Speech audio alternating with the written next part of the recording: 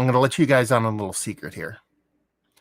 It's a lot better if you hit record or go live. So we're going to be doing a little bit of Massive Beer Awards. I'm going to kind of just do a couple things here real quick. Let everybody film in. I actually have a request from you guys. If the audio is off, if I don't know if the audio is off on my end. If it is off on my end, like I'm not lip syncing, let me know. I can shift some things around and try to change the format in which I'm going to do stuff. But I kind of wanted to do it this way. But if the audio is off, that's going to suck for everybody. So I'll probably say that a couple times. So I'm going to crack into a beer and then we'll see what's what. Going high end for our first foray into this. So let's see. Let's turn that shit off. We don't need to know who I am. Turn it off. Why is it not letting me turn my name off? Sons of bitches. Why won't it let me turn the thing off? It's weird. Down here, it usually lets you kind of turn your name off. So what's the smallest unobtrusive ones? Let's do that. Okay, so like I said, pretty much going to crack into a beer real quick. Let everybody kind of settle in, pouring. What I need you guys to let me know right now if the audio is off. If you see like there's a lag between my lips, it's like the sync is not correct, just let me know. If it's fine, that's great. If not, then I will switch to something else. Mike McCann coming in, champagne and beers. You know it, homie. Oh, got to kick it off with the proper pour. Gonna kick it off. So here we go. Anyway, hopefully everybody's having an awesome holiday. God damn it. I wish my name wasn't being displayed down there. I do not know how to get that shit off there. That's weird. That's weird. Yeah. What are you going to do? What are you going to do? Maybe that's the most unobtrusive one. Not yet. Okay, here we go. It's like a second behind. Okay. That's that. I can't fuck with that shit. So I am going to, my screen's going to go blank. But we should work after that. Okay. So give me a sec and then I will be back, guys. Cause I do not want to have this audio shit. Let's see. There, I'm back now. And audio should be perfect now. How about now? You guys let me know if the audio is right now. It should be. Come on. Give it to me. I want to know. I know it is, actually. I know that it's actually fine now because I can tell just by looking at the screen. It kind of pisses me off because what I was going to do, I was going to do this little area up here where there's nothing. I was going to do like an overlay with some of the videos that I wanted to show you guys, basically. So, like, as I go through all of this, I was going to like play some of the video clips from my favorite stuff. But what we'll do instead is I will share a screen. How about that? That'll work a little bit better. So let's do this. Let's share a screen. Let's share. Let's share that screen. There we go. So this is where we're going to go through. Let's do it this way. Why can't I share a screen like that? That's no fun. I guess we could do it this way. You know? This works for me. I'll figure it out. So we can do it that way. You can do it that way. I don't know why we can't do it side by side like this. It's really weird. Anyway. Yeah, let's do it this way. This is probably going to be the best way to do it. Just because that way you guys can see some of the screen. All that kind of fun stuff. I don't have my sweet Massive Beers branding. I got to make sure I get that in screen so you guys can see it. That looks like shit. So now we'll push it all the way in the other direction. Anyway, so yeah. Welcome. I love doing these live. These always sucked previously. Doing them not live, you know, and recording them and editing them and doing all that shit. It takes infinitely a ton of work. Even today, like I did a bulk of my kind of whittling down of my best ofs today. That is a red hot nightmare. Because I don't remember half of the beers, if I loved them or not. So I had to rewatch a bunch of beer reviews. The best part about it, though, is since I'm such a kind of crazy robotic, like pattern-based human. I literally could click at the same timestamp on every video, and it was me going, "Is this one of the best beers I've had in a while?" I'm a robot, so it ended up working out in that way. I gotta think of some way better to kind of secretly mark my videos, so that way I know they're one of the better beers that I've had over the past year to kind of whittle down that process. Because I did like 700 beer reviews this year. I know that's like 2 beers a day. That's not good. But I didn't have to go through 700 beer reviews. I did 700 videos. Let me put it that way. I didn't do 700 beer reviews. I did 700 videos. And so I had to whittle it down. So I had to kind of, in my brain, kind of figure out how I wanted to do this and how I wanted to include who I wanted to include. And so first things first, I omitted all mystery beers. Why all mystery beers? Because that means I would literally have to watch every mystery beer now. I know it's not that bad. So I probably will include mystery beers next year, just not getting any mystery beers this year. Number 2 would be, it can't be homebrew. That would just be unfair. Even though there are a couple homebrews that would probably have made that list, so maybe I should have done that because it would have been a much more funner kind of experience for everybody. Yeah, I excluded all homebrew. I excluded any re-reviews. There were probably about 4 beers I re-reviewed this year. I didn't include those in a list. What was the last one that I had? I had to omit something. I forget what it was. I like quickie reviews. Every now and then my camera will screw up. I don't think I can include any quickie reviews. I might have. I don't think so. And once I did that, I kind of whittled all the videos down to just a nice tidy like 520 videos. And then it's a very scientific process. What I do is I basically go through going, I think I remember that one being good. I think I remember that one being good. And then I whittled that down to about 100 videos. And I spent bulk of today basically putting together the shelfie list and the best of list. The shelfie list was relatively easy. I was a little liberal with the shelfie list, not necessarily the beers that are available on the shelfie list. Obviously, that's going to be a little bit kind of, specific to a region, mostly my region, because it's this beer I typically get off a shelf. So you might not be able to get the shelfie, but it's absolutely 100% the shelfie in my area. But there's a couple beer I pulled off shelves that made it into the regular list. So yeah, it's my party. I will design it as I want to. And so yeah, let's get into this sucker. So what we're going to do is we're going to do the typical kind of format here. I'm going to sit here. I'm going to, kind of rattle off these beers. Like I said, in this other window right there, you'll see part of the video when I reviewed it playing. I will go over my kind of remembrance, what I remember. Look at all this taco hair on me. I grabbed the shirt last second. It's got hair all over it. Anyway, and I'll just kind of go over each beer and why I like them and all that kind of fun stuff. So it should be a good time.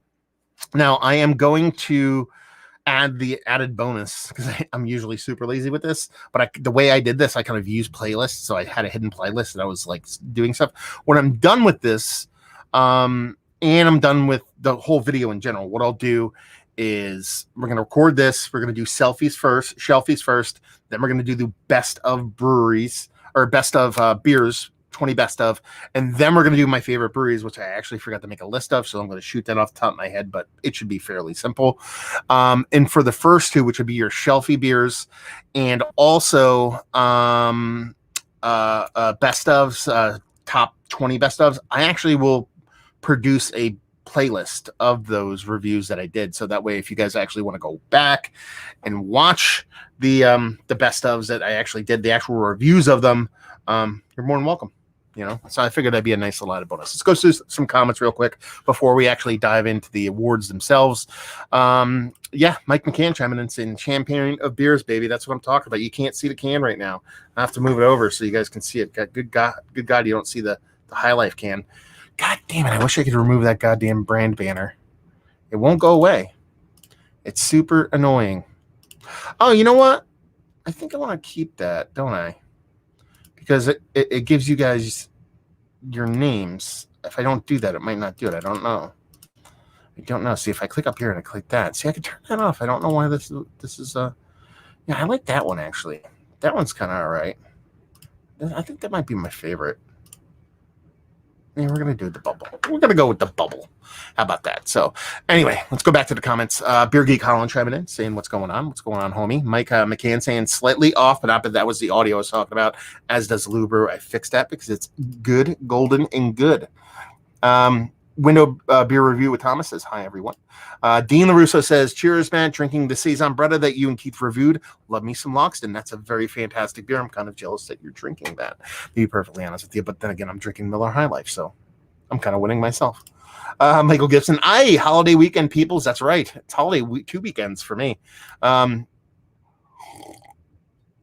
Carlos is always in the chat. He said we used to drink a Miller High Life, of course, back in the late 70s into the 80s. I was living in Albuquerque, New Mexico. Your picture looks like you're like 35, dude. Like, what were you drinking when you were 2? And Mike Gibson says, Matt, did you put anyone on blast for the awards? Maybe under the category of best comments and put the assholes on blast? I decided to go high road this time for a couple different reasons. One, because I'm lazy. No one take effort. What this is going to turn into is me doing my best ofs and then turn into an open chat. I'll open this up to some of the United States guys, some of the UK guys, and I'm sure we'll talk shit there. So don't worry, there'll be some shit talking involved that will happen. But I tried not to go, because I did my things I hated the most. I think it was last year, and I threw some shade, but nah, not so much this year. Thomas saying, don't forget to like and share. Thank you very much, brother. Beers with Douglas saying, hi, Matt. What's going on? And Mike, look, he corrected himself. Everybody saying hi to each other. JoJo's cider reviews and more. Cheers from Massachusetts, Matt. What's going on, JoJo? And George Cooklis. Cokeless. I'm gonna go with that. Thanks for getting me through 2020. Best I could do, brother. Hey, anything I could do to make people get through this fantastic fucking year is the jam. So let's do this. I am going to bring up. What the fuck's my sheets? Need my sheets. Oh man. Okay, we'll just do it up. Sheets. Google Sheets. Let's go there. Nope. Let's go there. Oh, there is the shelfies. So I could read off this list. So I start doing all this, even though I got everything kind of over there. Here we go. Before we start again, we have Steven chiming in. Under the weather, no beer for me today. I'll be happy living vicariously through y'all. Steven's one of the king shit of fuck mountain when it comes to beer mail. So cheers, Steven. Hope you feel better soon, brother. Oak Ridge is the local born king shit of fuck beer mail on top of the beer mailbox mountain. And and George is like, Google Sheets fuck the world. That's right, man. I have Excel on my computer. It's just easier to use Sheets, man. Let's dive into it. Let's get the shelfies over with. We'll have a little intermission and go from there. Okay. First things first. We have. Dun, dun, dun, dun, dun. Come on. Oh, I got to click over here, don't I? I do. There we go. Oh. See, this is Brute 43 from Old Nation Brewery. This is basically their M43, but it was given the Brett treatment with the enzyme for Brett beers. I love this beer. I did, man. And for me to actually put a Brett beer on my favorite beers, shelfies or otherwise, is kind of kooky, because it's not necessarily my favorite treatment when it comes to how beers are produced and how beers are done. But man, did I love that goddamn beer. It was so tasty. And the fact that it was like lower sweetness, and just overall just a fun beer. I want to tilt this a little bit, get a little bit right here. There we go. How about that? Maybe a little bit back. That works for me.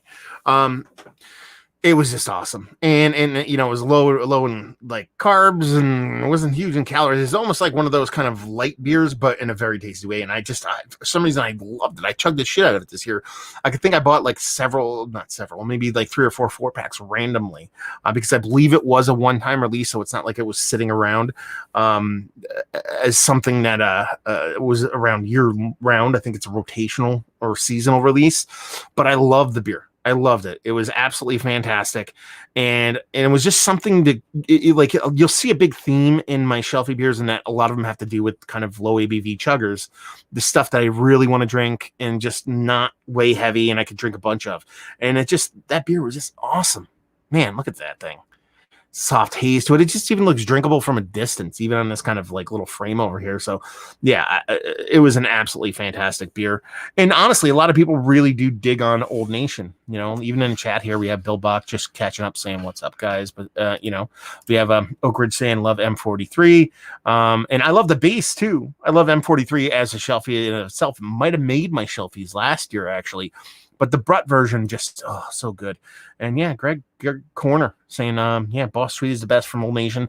I like that. I like M43 because it's a smaller beer. Boss Tweed is a little bit too big for me to kind of get all hot and bothered over, but it was definitely a fantastic beer. Up next, and this one kind of surprised me because I was whittling through the list. I wasn't quite sure what I wanted to put on there, but I kept kind of whittling the shelfie list down and down and down, and his beer just never went away. Samuel Smith's Oatmeal Stout. This MF beer is so good. Like, I find it everywhere. I know a couple of people said, I can't find this beer.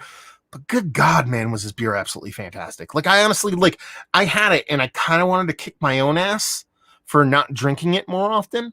You know, and obviously, you know, beer, you can get a little romantic with beer and you can get a little bit of like, oh, this is just falling in love with the classicness of this beer or whatever. Or maybe it was, I did this review outside. Maybe it was a nice chilly day and this stout was kind of doing me proper. I don't fucking know. All I know, it was fantastic. And it was just one of those seminal classics that you run across that you rarely ever purchase again. It's like, you know, I do it all the time, and I'm sure you guys are guilty of this yourselves, is that you'll go through and you'll look for new stuff and then you'll scan and you'll go across something that you'll know without a doubt you will absolutely love to no end. But you go, I'll buy that next time. Every time you go around it, but there is no next time. You're always looking for something new. We all fall into that culture of trying different stuff. And it's not even a matter. It's not even a matter of a kind of a ticking thing. It's not an untapped thing. It's just we like to try different things, and you never get back to those classics. And when you do, you remember why you love them so much. And that happens to me, you know, every now and then. You know, especially during Christmas time. Getting closer to Christmas time, I drink a lot of the classics, some Belgian darks. You know, Celebrator comes to mind every time I have that beer. I realize how fantastic it is, and it's just one of those beers where I was just like, I'm an asshole for not drinking it more, to be perfectly honest. Not that I drink big stouts on the constant, you know, but it is an absolutely fantastic beer. Gonna keep rolling through these comments while we're doing these. Joe's Beer Reviews chiming in saying, hey guys, was that a special art on a label? Does not look like that here. I think this might be an updated version. I don't think it's a special art. I think maybe some of the older bottles have a little bit of correct me if I'm wrong, it's a black label, like inverted. But I don't think this was a special bottle by any stretch of the imagination. Thomas saying Mattception, that's how we roll, son. And George chiming in again saying we do have plenty of Sammy out here. And honestly, if you haven't picked this beer up, this beer, more specifically the Yorkshire Stingo, that's probably my favorite Sammy Smith's of all time. But yeah, go check it out, man. Pick it up because it's been so long since you've had it. You might be surprised at how good the goddamn beer is. So next up, what do we have? Oh, this is I just did this one the other day. Did I post this review? Yeah, I posted it. Good thing. All of a sudden I thought, oh my god, maybe I didn't post this beer. You know what we're dealing with there. You can't have a shelfie list without a little bit of fucking Jenny, baby. We got to get some Genesee up in this piece. Let's get that pour going so you can see how golden delicious that sucker is. Man, this beer is, I bought this beer as a kind of haha, not a haha that I didn't think it was good, but like, and I forgot it was Dundee's Honey Brown, which is what it used to be name wise. And I just remember it from my past drinking days. And I bought the sixer, and let's put it this way. I bought a sixer of this to review. And this is where some of you guys might call me out for being fake, because this happens every now and then. Every now and then I'll say, oh, I'm just having this beer for the first time. But I bought a sixer of this beer, and I meant to review it, but I drank it too fast. I just drank the beers way too fast. And I was like, that was so good. So I went and got another sixer of it and reviewed it. Actually, no, I think this review was, I did record it at the beginning. So I think I did a re-review forgetting that I reviewed it before. That happens. But man, There was something about this that just tickled me pink. It was basically all the things that make me love Jenny Cream Ale, but that honey kind of dollop on it. Sure, it's not a cream ale. It's a bit more of a kind of darker, not even darker lager. It's like a Vienna lager with that little bit of honey in it. And it just, man, it was just so pretty. And honestly, $5.99 a six pack. That's the one thing I want to keep in mind too. So, because I can go get a fucking 3 Fontaine off the shelf right now. I can get a Magnum of that for like $58. I'm not going to fucking do that as a shelfie. I'm not that big of a fucking asshole. Maybe, but not right now. But the way this beer kind of came off and its price point and all the things that made this beer absolutely fantastically glorious. Oh, fucking Jenny. I love Jenny. Look at me. Look, I can tell how happy as I can't even hear myself. Joe chimes in. I've had the M43 Pale Ale. Nice indeed. I remember having 2 of them. Could there be a double or triple IPA? Yeah, Boss Tweed and something else were quite nice. But the one I had was the B43. Which is the Brut version of the M43, which I they're probably both the same in my book, but I had the M43 on last year's shelfies. And Kyle chiming in, I expected to see Evil Twin Fruited Sour. I said, what was that? The gold one of the gold bars on it or something like that? Man, that thing was hot garbage. If I had a shitty list, that thing would have been on that shit list. Yeah, maybe that's why Yep was yelling at me the other day on fucking Instagram, freaking out. I don't know. Let's see, what do we got next? I didn't forget. Oh, this fucking beer. So I was sent this beer. Who sent me this beer? Max Jerome. Who was it? Oh, man. I forget who sent me this beer. But I ended up finding it locally. And I drank the shit out of these. And this is the OEC lager. Me and Keith did our side-by-side on this one, where we did our side-by-side of the golden lager versus the black lager. I think Keith liked the black lager a little bit. I like the golden lager a bit more. Man, these are awesome. So we reviewed them, and I was like, okay, that was great. Thank you for sending these off. Who sent these off again? God damn it. I'm sorry, I'm forgetting who sent these off. But we both were absolutely gaga over this. And like literally like 3 days later, I went to a bottle shop, and they had cans of these. And I was like, fuck yeah. I started ripping cans of these out of a cooler for, I think I bought over the course of a month or so, about 3-4 packs of the golden lager, man. Oh my God, that shit was so good. So good. And you know, get this kind of beer on a shelfie. And that's the thing, like I kind of at first I was like, should I include it in shelfies because you know it's OEC and it's kind of fancy, but I had someone send it to me and I found it locally on a shelf, and I believe they got it off a shelf too, so it makes shelfie status for me. This is my rules. I get to make these rules. They're my channel. So Max, there you go. Max is the one who sent it to me. Steven says, see, people remember shit and I don't. Joe chiming in for a 3 Fontaine. Nice. Yeah, we got quite a bit of that on the shelf around here now. And beers from Douglas busting his ass on 2 T's. I don't care about that. I just like to make fun of it because I think it's something fun. Hopefully it doesn't come off too pretentious, but look at Keith. Look at Keith's glorious mustache and Bond Police shirt. He's like just a greasy, delicious. I love Keith. And one last chime. Jumping in here before we go to the next video. Cheers, man. Just want to chime in and say, over quarantine, I really fell in love with Forest of Maine, and I've heard you say good things about them. You kind of tipped me off. Much love. Very much, dude. I love Forest of Maine. I wish I can go there more often. I don't get down to the Philly area. For those that don't know, Forest of Maine is just outside of North Philly. And they're really nice. They're not that far off of the Turnpike Exchange, like where the Turnpike kind of meets in Philly with the Pennsylvania Turnpike and the Northeast Extension are like kind of right off that. So they're easy on and off for a brewery. And there's a couple good breweries in and around the area, so they're definitely worth checking out. And another reason I haven't gone is because really, if I'm going to Forest Maine, I'm going there and I'm drinking. Listen, they have a cask system with like 8 cask ales on, and they're all sub 5%. When I go there, I drink beer. I don't just run in, grab some beer, and bounce. I want to chug some beers. Can't do that during COVID times, or you shouldn't be doing that during COVID times, regardless if you can or not. So hence that. Next up, this beer surprised the fuck out of me because I picked this up at a little podunk little bottle shop that it's the closest place I could purchase beer to where I live. Let's put it that way. It's 5 minutes away from where I live.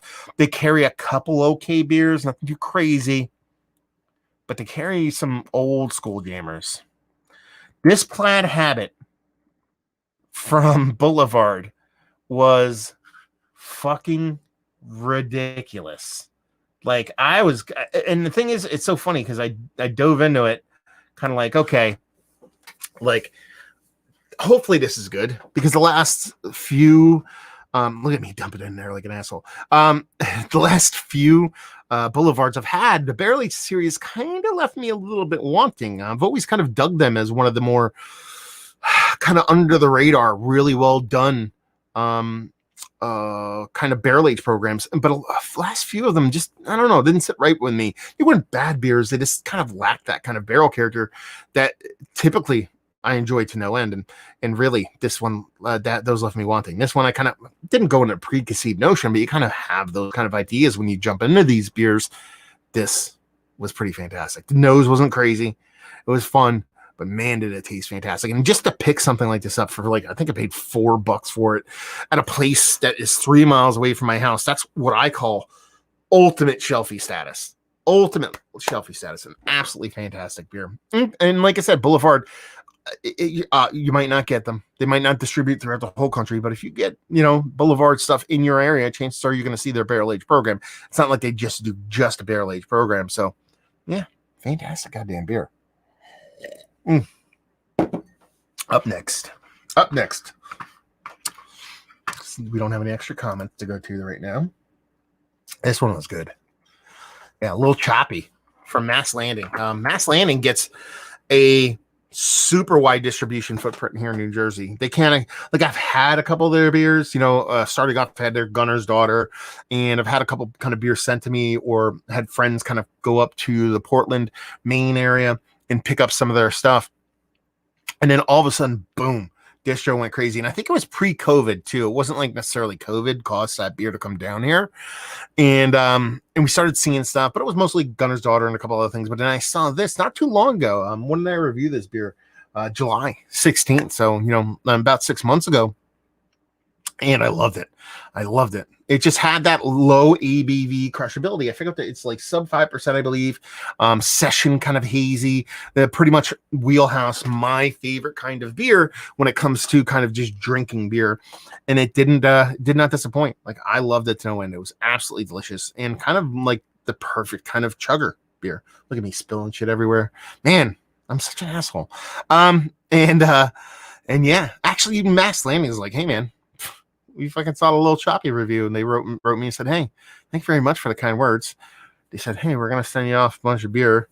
And I said, thank you. And they never sent anything, but whatever. It is what it is. I don't do this to be sent beer, but yeah, I loved it. I mean, shelfie status, fucking chuggers. Well done. I mean, Mass Landing's kind of portfolio across the board is pretty fantastic. I don't think I've had a bad beer from them. And Gunner's Daughter, which I've mentioned this a couple times, was on the Shelfies list last year. So you're talking about breweries making it 2 years in a row with Shelfie beers.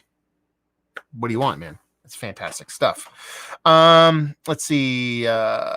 Jump into some comments before going to the next video. We have Felix chiming in saying hello, Matt. Hello, Felix. He's up in Canada way. We have Stuart chiming in saying, picked up that Boulevard Three Floyds barley wine. Try picking up that okay. I'll see if I can track it down. What's it called again? Put it in here so I can. I think I've actually seen it, but I didn't pick it up. I'll try though. That Plaid Habit was solid for sure. I don't know if it was mine. And here's the other thing: the place that I get, I don't know how much they do Plaid Habit. I don't know if it's a seasonal, rotational. Mine might have had time on it because the place I get stuff from, typically their beers are mad old, so it might have had a couple years on it already, which might have enhanced the beer a little bit based off of the newer ones. Go on to the next one. This I actually was absolutely blown away that I picked up off a shelf, and I thought it was a random like accident, but then I've been seeing it, so it's a constant now. Fucking Philhead IPA. I got Philhead IPA off a shelf in New Jersey. How many times do you ask? Like 3 times so far since I reviewed this, which was November. Well, I posted November. It was probably like a month earlier. I reviewed it. This is now a shelfie.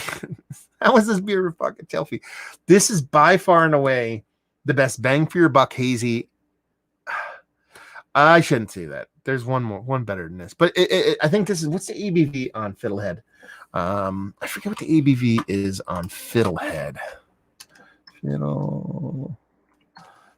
Okay, I forget what the actual ABV on this, because that's where this really comes down to a contest. 6.2. So it's it's probably the best shelfie IPA that I think I've had. One of the best I had in general. Over the course of all these. This is like the 6th time I've done these awards. And it was fantastic. This is up there with and I even want to put it in like, Cane Sneak Box is like one of my, I rarely don't have Cane Sneak Box in my fridge. It's one of my favorite shelfies. Even that's only 5.4, so it's even a little bit lower ABV. But man, just to even find this beer, having kind of had Fiddlehead, muled to me, and to go purchase it myself and really dig the brewery as a whole, to see this not just available in New Jersey, but just cooler turning it up. Good on you, New Jersey, for not throwing this in shelves. I've yet to see it on the shelf. It's always in a cooler, which is nice.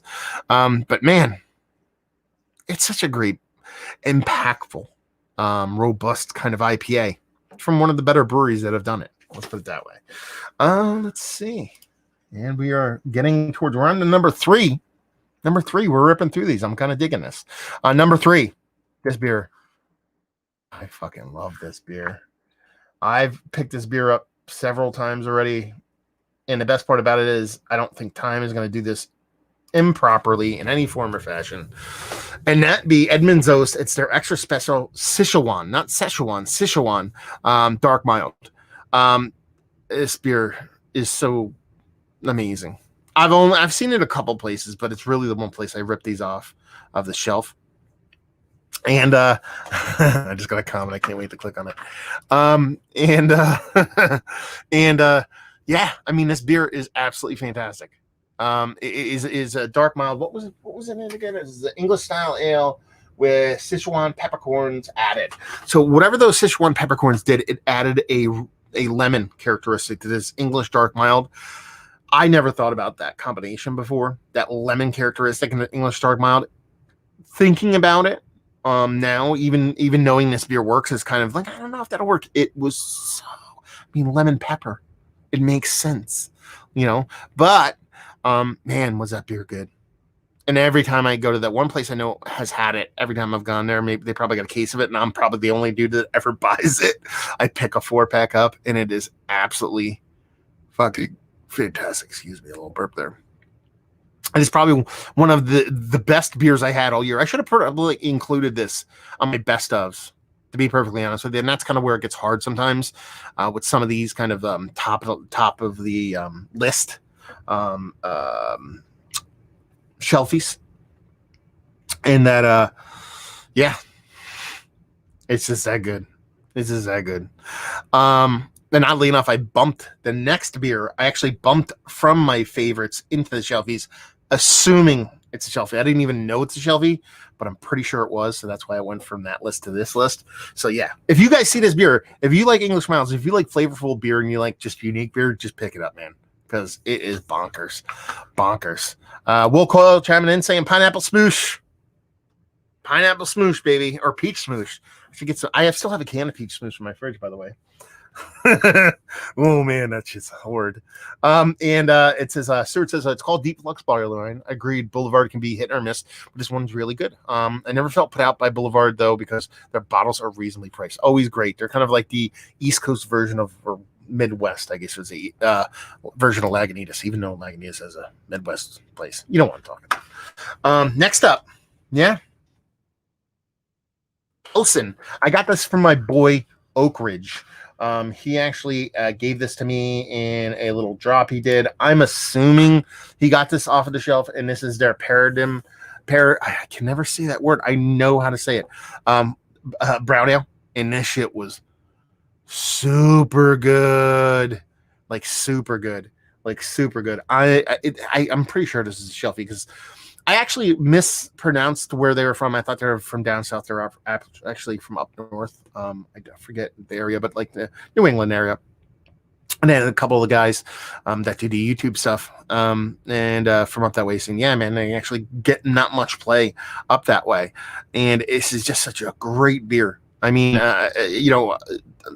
this belonged, again, this beer, and it's probably the top 3 beers really did belong on my best of top 20, but that shit I had to whittle down like a madman. So I had to kick some off. These top 3 essentially got kicked off. And since they were technically, from what I know, at least 1 and 3 were shelfies that I picked up personally, and I believe this one was a shelfie also.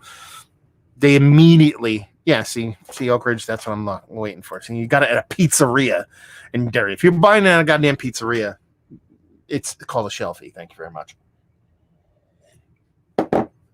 And the beer was amazing. Like, honestly, it's like the beer was so good. Like one of the top 20 beers I reviewed this past year. Let's put it that way. Top 23. Top 22. Let's put it that way. Not really. We'll see. Anyway, but it's worth every penny, and just an absolutely fantastic beer. Man, good God. Someone just texted me. Let's see what's going on here. Oh, my wife's playing a game with the family. There you go. I'm playing a game with the internet. Let's see. Man, my dog here. Taco's fucking shouting like a madman. Anyway, let's wrap this sucker up. Before we dive into the last one, anybody want to venture a guess? I'll give it a minute or so. I got to crack another beer anyway. Venture a guess at my number 1 shelfie beer. I got a sack of beer right here for you, by the way. Should I break into the Coors and Dock? Should I do that yet? What do I want to drink? Well, you guys venture a guess. I kind of think I want to drink the fucking Coors and Dock. It's 8.1. I don't want to fuck with 8.1 right now. Let's see. 8%, no. Maybe we'll do this little Burlington Jammer. 6.5. Get a little haziness up in this piece. Actually, half of the shit in here is hazy. Carrie's BBB. I used to have a best friend called Triple B, so that name kind of rings with me. It's not a crispy. It's not a crispy. I'll whittle it down. It's a hazy. A low ABV hazy. And I've talked to people on here before about this beer being like just super accessible, low ABV haze. What's the ABV on this beer that I'm going to be calling out here? I actually just said it. I can't. I'm speaking out loud. What the hell is it called? What the hell's the ABV or name of the beer called? Oh, I got it typed right here, asshole. Let's see. I ruined it by speaking it out loud because I'm a dumb and I can't help myself. And it is 5.4%, so that qualifies. Anyway, anybody else want to venture a guess? You're gonna get a guess as long as I take a sip of this beer. Then we're actually kicking on it. At least somebody tried to guess. That's nice. This is really Burlington. I got off a shelf in New Jersey. There it is. See, Steven heard me mention it. That's the beer. So let's just dive into it, and you guys can talk about it. Marlowe's eager to share. I believe it's a different can art now. But man, that was my kind of crusher. You know, I mean, that is just beer. That's like, it's a hazy. Listen, I love barley wine. I love Pilsner. I love Kolsch. But a low ABV hazy really is kind of some of my favorite things to chug. It is, because you're getting, a relatively low ABV. You're getting a impact. You're getting, and when they're done really well, the low ABV, you're getting a dryness to them. And while crispies are great, this beer was just a ridiculous level of deliciousness at a decent price point and just available. Like, it wasn't like I saw this on the shelf every single place I went, but the places that carried Marlowe, this was a common rotation, and to get this level of haziness, this level of deliciousness, was fucking awesome. You know what I mean? Yeah. There you go. That's number 1. Number one was a bullet too, man. I dug this. Like I said, this beer is worthy of being on my favorite beers I reviewed over the past year. But I had to whittle that fucker down. When we get to that list, a lot of people are going to be angry because I had to make some fucking decisions on this list. Because I said, I'll just do 20. And then I realized it like compartmentalized or crushing it and compacting it down. The 20 was way too fucking difficult. I'm trying to read off my sheet here about some beers that I had on my list too. We'll let this play, but I'll talk about some of my other shelfies, kind of honorable mentions that didn't make the list. I was mentioned in the chat, the Logston Saison Bretta. I thought that was fantastic. I picked up a aged Spencer off a shelf and thought that was really fun. Carton Fruista Italian Pilsner was on that list. Actually, Palmer Pils is on there. I think Palmer Pils coming back for the first time in a long time and having it. It really was a fantastic beer. Narragansett Fresh Catch wasn't the most amazing beer in history of mankind, but to get a 6-pack of Little Citra Chuggers for like $8 is just worthy of a mention in and of itself. Thin Man, the Pils Mafia. I enjoyed that for a couple different reasons. One, it was a good Pils, and two, the Patriots aren't in playoffs, so go Bills.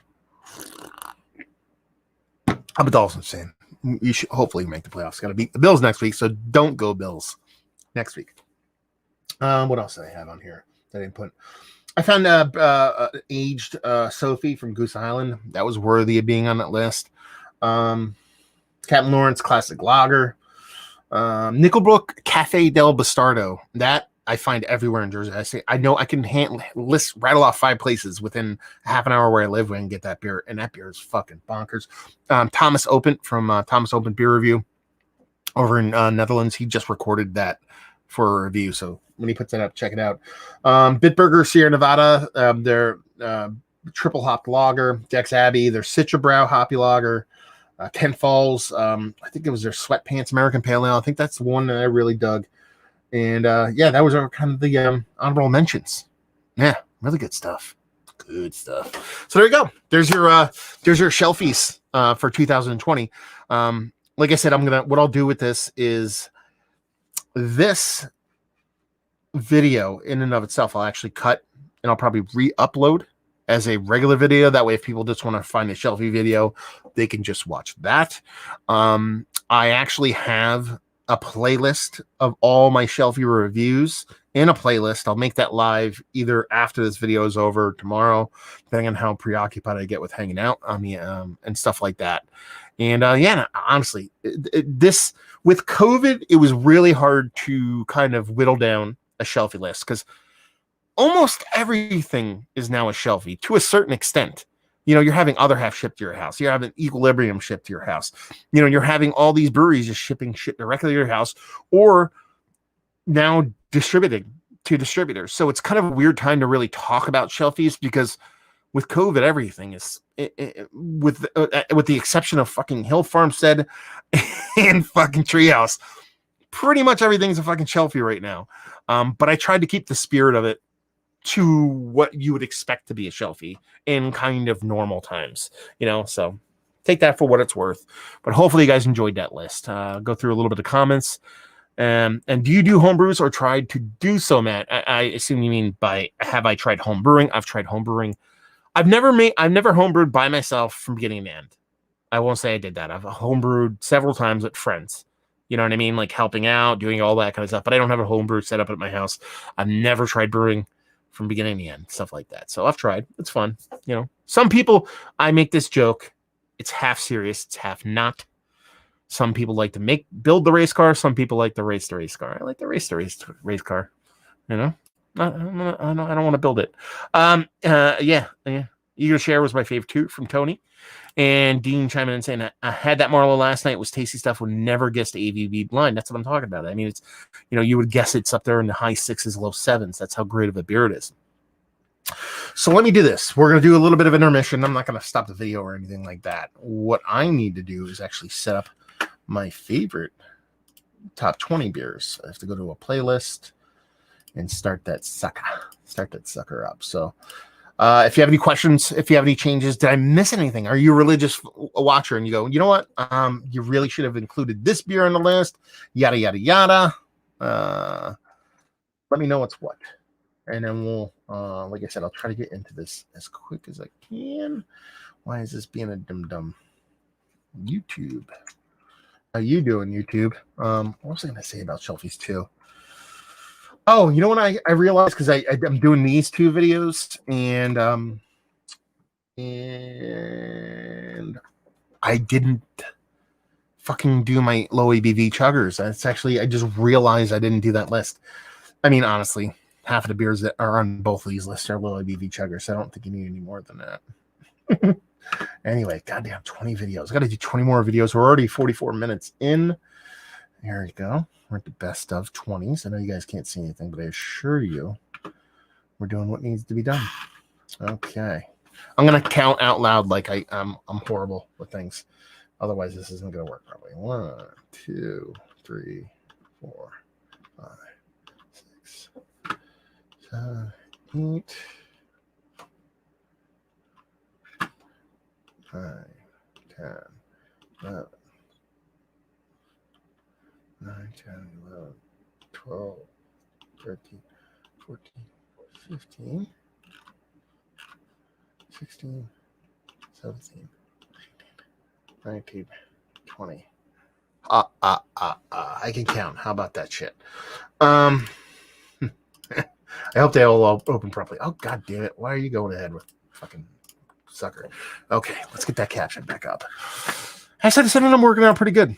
Like I had this whole kind of setup with Streamlabs. For those who don't know, Streamlabs is like a program where you can like do all kinds of fancy graphical shit and all kinds of fun stuff, and overlays and all kinds of crazy things. And I was gonna do. They have a extension where everything you feed into that program mimics itself as a webcam.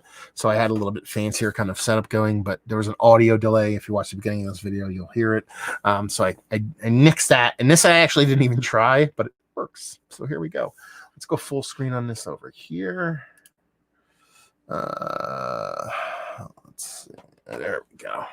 Okay, so this is going to be your top. This is going to be my top 20 beers I reviewed. Keep that in mind over the past year. It is not my favorite beers of the past year. That's a completely different mindset. It has to be a beer that I reviewed, because there's beers that are not on the list that I thought were better than these beers. I just didn't review them. So anyway, let's see. We have a troll. Oh yeah, we got a troll. Hold on. Yeah, we have Gloomy Honor saying cheers from Poland. What's going on, homie? Vanessa Kitty chiming in, and we have Daniel Weisenot saying, do you live in China or in Biden's basement? Oh, so original. You're so original, buddy. Bye. Buddy guy. How you doing there, buddy guy? I wonder where that dude's from. Anyway. So it's all beers that are reviewed over the past year. There might be one or two that actually go into December, because when I do this, it's obviously, what is it, this 27th? You know, there's a couple beers I do after I do these videos. So I include those in my best of 2020s. We had to whittle it down. So at first I was like, okay, take my list of 500 beer reviews I did this past year and whittle it down to, I got it down to about 100. I omitted mystery beers. No mystery beers are going to be involved. This will include mystery beers next year. Just logistically, I just couldn't get it done this year. I'd have to watch every single mystery beer done. I have an idea of what I'm going to do next year, so they'll be included next year, which I think will be really, really fun. Maybe I'll even do a separate list, favorite mystery beers. So no mystery beers, no homebrew. I think that is fair to not include homebrew. Now that I think about it, I should probably include homebrew, because there's probably like 1 or 2 or 3 homebrews that might have made this list, and I think they probably deserve. I don't want to rank homebrew. That's why I didn't want to put them on here, because I don't want to say like homebrews. When I do my homebrew reviews, I don't try to tell, oh, this is the best homebrew I've had. It's better than this person's homebrew. I think that's not in the spirit of homebrew. But I think next year I might include them in this list, because I think it's weird, because I don't want to rank them, but if they're on this list of the top 20 beers I reviewed the whole year with commercial guys, I think that's kind of fucking cool. So I might write the people. Maybe I'll just do that. Maybe I'll write the guys that and girls that the homebrew should have made this list and let them know I would have put them on there.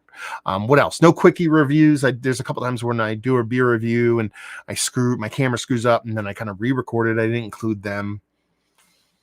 And no re-reviews. I probably re-reviewed. Actually, there might be a re-review on here. Come to think of it, but I don't give a fuck. But yeah, so that's pretty much a list. And then I had to do this. So I whittled down all my best ofs. I whittled it down to 100, and then I whittled that list of 100 down to 100, or not 100, down to 100, and I whittled it down to 37. So I had 17 extra, and I can't fuck with that. So I made the rule because there was a lot of them. Like a lot of them, multiples from breweries, is that I made a rule that you can only appear in this list once. And that might chap some people's asses because otherwise it's going to be the top 20 Fox Farm beers of fucking 2020. So I had to pick one beer from each brewery. I didn't want to double it up. I didn't want to, even though I thought, okay, maybe I'll just do max 2. You can have 2 in the list. But even then, I was going to be at like 32 or something like that. You know what I mean? So I just made it one beer. So if I post it, I'm like, hey, this brewery, blah, blah, blah, blah, blah. This is my favorite beer. And be like, oh my God, you reviewed this other beer and you thought it was great. Well, I had to only pick one. And there's some breweries I did a lot of beers from. I mean, Hot Butcher comes to mind. They send beers out all the time. Ton of Fox Farm from people, Treehouse, Trillium, Other Half, the classic ones. I live in the Northeast. People sending beers. I'm going to do a decent amount of those breweries. So, like I said, we're gonna whittle it down. We're gonna keep this to the one brewery per list. But I mentioned some other breweries, or some of their other beers, and kind of cheat a little bit here. So let me bring up my master list of top 20s.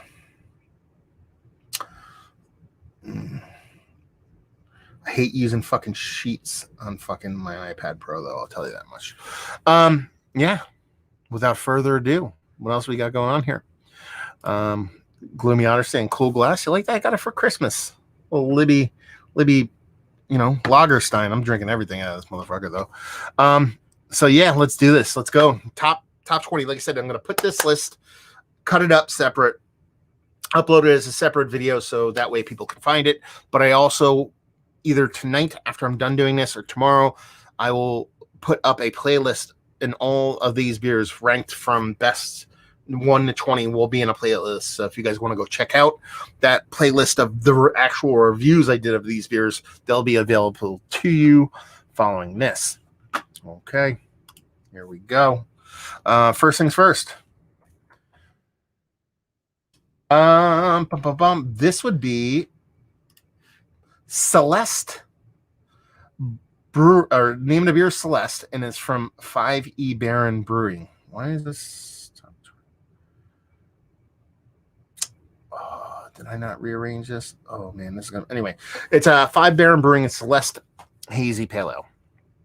So, a couple of different reasons why I wanted to include this on the list. One was because it was really fucking good beer, like a really good beer. I got sent off, I think it was 6 beers by this brewery. And this brewery started by a viewer of the channel. Went as far as to say that I was an inspiration for him to open a brewery, which is pretty insane. I don't even know what to say about that, but I would have probably included this beer if that wasn't part of the case, but it is. I can't separate that kind of shit. It makes me feel yeah, I don't know. It was a great beer, and it's always nice to showcase breweries that are worth checking out. Now these guys are up in Quebec. Where they? I forget where they're outside of. I forget. But yeah, if you just type in 5E Baron, which is 5th Baron Brewing, go check them out. Jacob's an awesome dude. The brewery is making absolutely fantastic beers, and this is worthy of being on the list. I put it there because I wanted to showcase this brewery. But for someone to argue me that this didn't belong would not be valid argument. They could say I wouldn't put it on my list. That's true, but to say it doesn't belong is not true. So yeah, it's just a soft little crusher pale. It was small, tiny, but had this rich deliciousness to it. It's very much eager to share. Very similar of a beer. Like I said, I knocked out that top 3 from this list essentially, because I could and put them on that list. So that's why I did it. And then Felix chimes in. What is the new microbrew that impressed you the most? I mean, this is one of them. I mean, honestly, I had a limited selection from them, but I really enjoyed all the beers that were sent in. There was a Helles in there. There was, I believe, there was a brown ale in there. There was, there's a bigger hazy, all that kind of stuff. So, and he actually says they're from Gatineau. So, yeah, I forget. I didn't want to say Gatineau. I wanted to say where's Gatineau close to? It's like right on the edge of a very large city. And it's just absolutely fantastic. And everybody, hey, once COVID's over, you should definitely go up to Quebec. Great beer in general up there, from Pony Works to the CL and all the great breweries up there. Yeah, Ottawa is what I was thinking of. Absolutely fantastic beer. And then Mercy Beers chiming in. Evening, everyone. Hope everyone had a nice Christmas, except for Daniel Weisenhunt. Hope yours is crummy and troll-like. Oh, man, I love you, brother. I love you. Anyway, so yeah, definitely check them out if you have the means to go up there post-COVID and whatnot, or if you live in an area, you can do it now. Definitely worth checking out. Next up would be Pariah. Give me some more. I really enjoyed this beer. Again, you're going to see a theme here. This is a hazy pale ale. It's a low ABV beer. That gave me big beer impact. Pariah can be hit or miss for me. They just did a beer. It was a coffee pale ale or coffee IPA. It just didn't work for me. Around the same time I got this beer, I got the Dorsch Stout, and it was nice, but there was something missing from it. But this one really did it for me. Again, these are my favorite beers I've reviewed over the past year, so I'm going to lean on the things that I personally enjoy. And one of the things I really enjoy, there's a theme here, and that theme is low ABV beer in general, but especially when it comes to the hazies. That's not going to be a theme throughout these whole things. You'll see some fucking beers that'll crush your soul and fucking destroy you in quick duty. But yeah, ooh shit. Hold on one second, guys. 4 o'clock games is about to start. I got to make sure my fantasy lineup is fucking. I'm in the playoffs.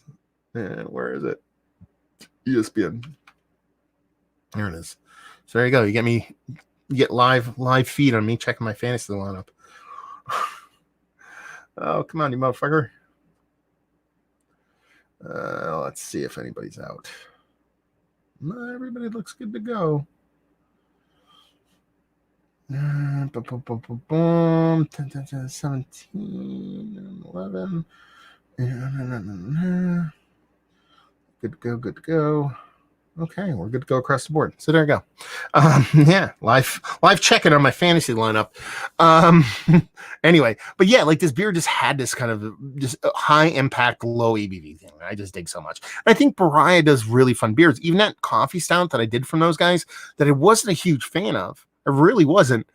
I enjoy that cut very much, like the Hot Butcher mentality thing, and that like breweries that make good hazies fine. But when you really go out of your way, I'm really all about putting my one arm down and move my one arm, apparently, because that's what I'm doing in the video right now.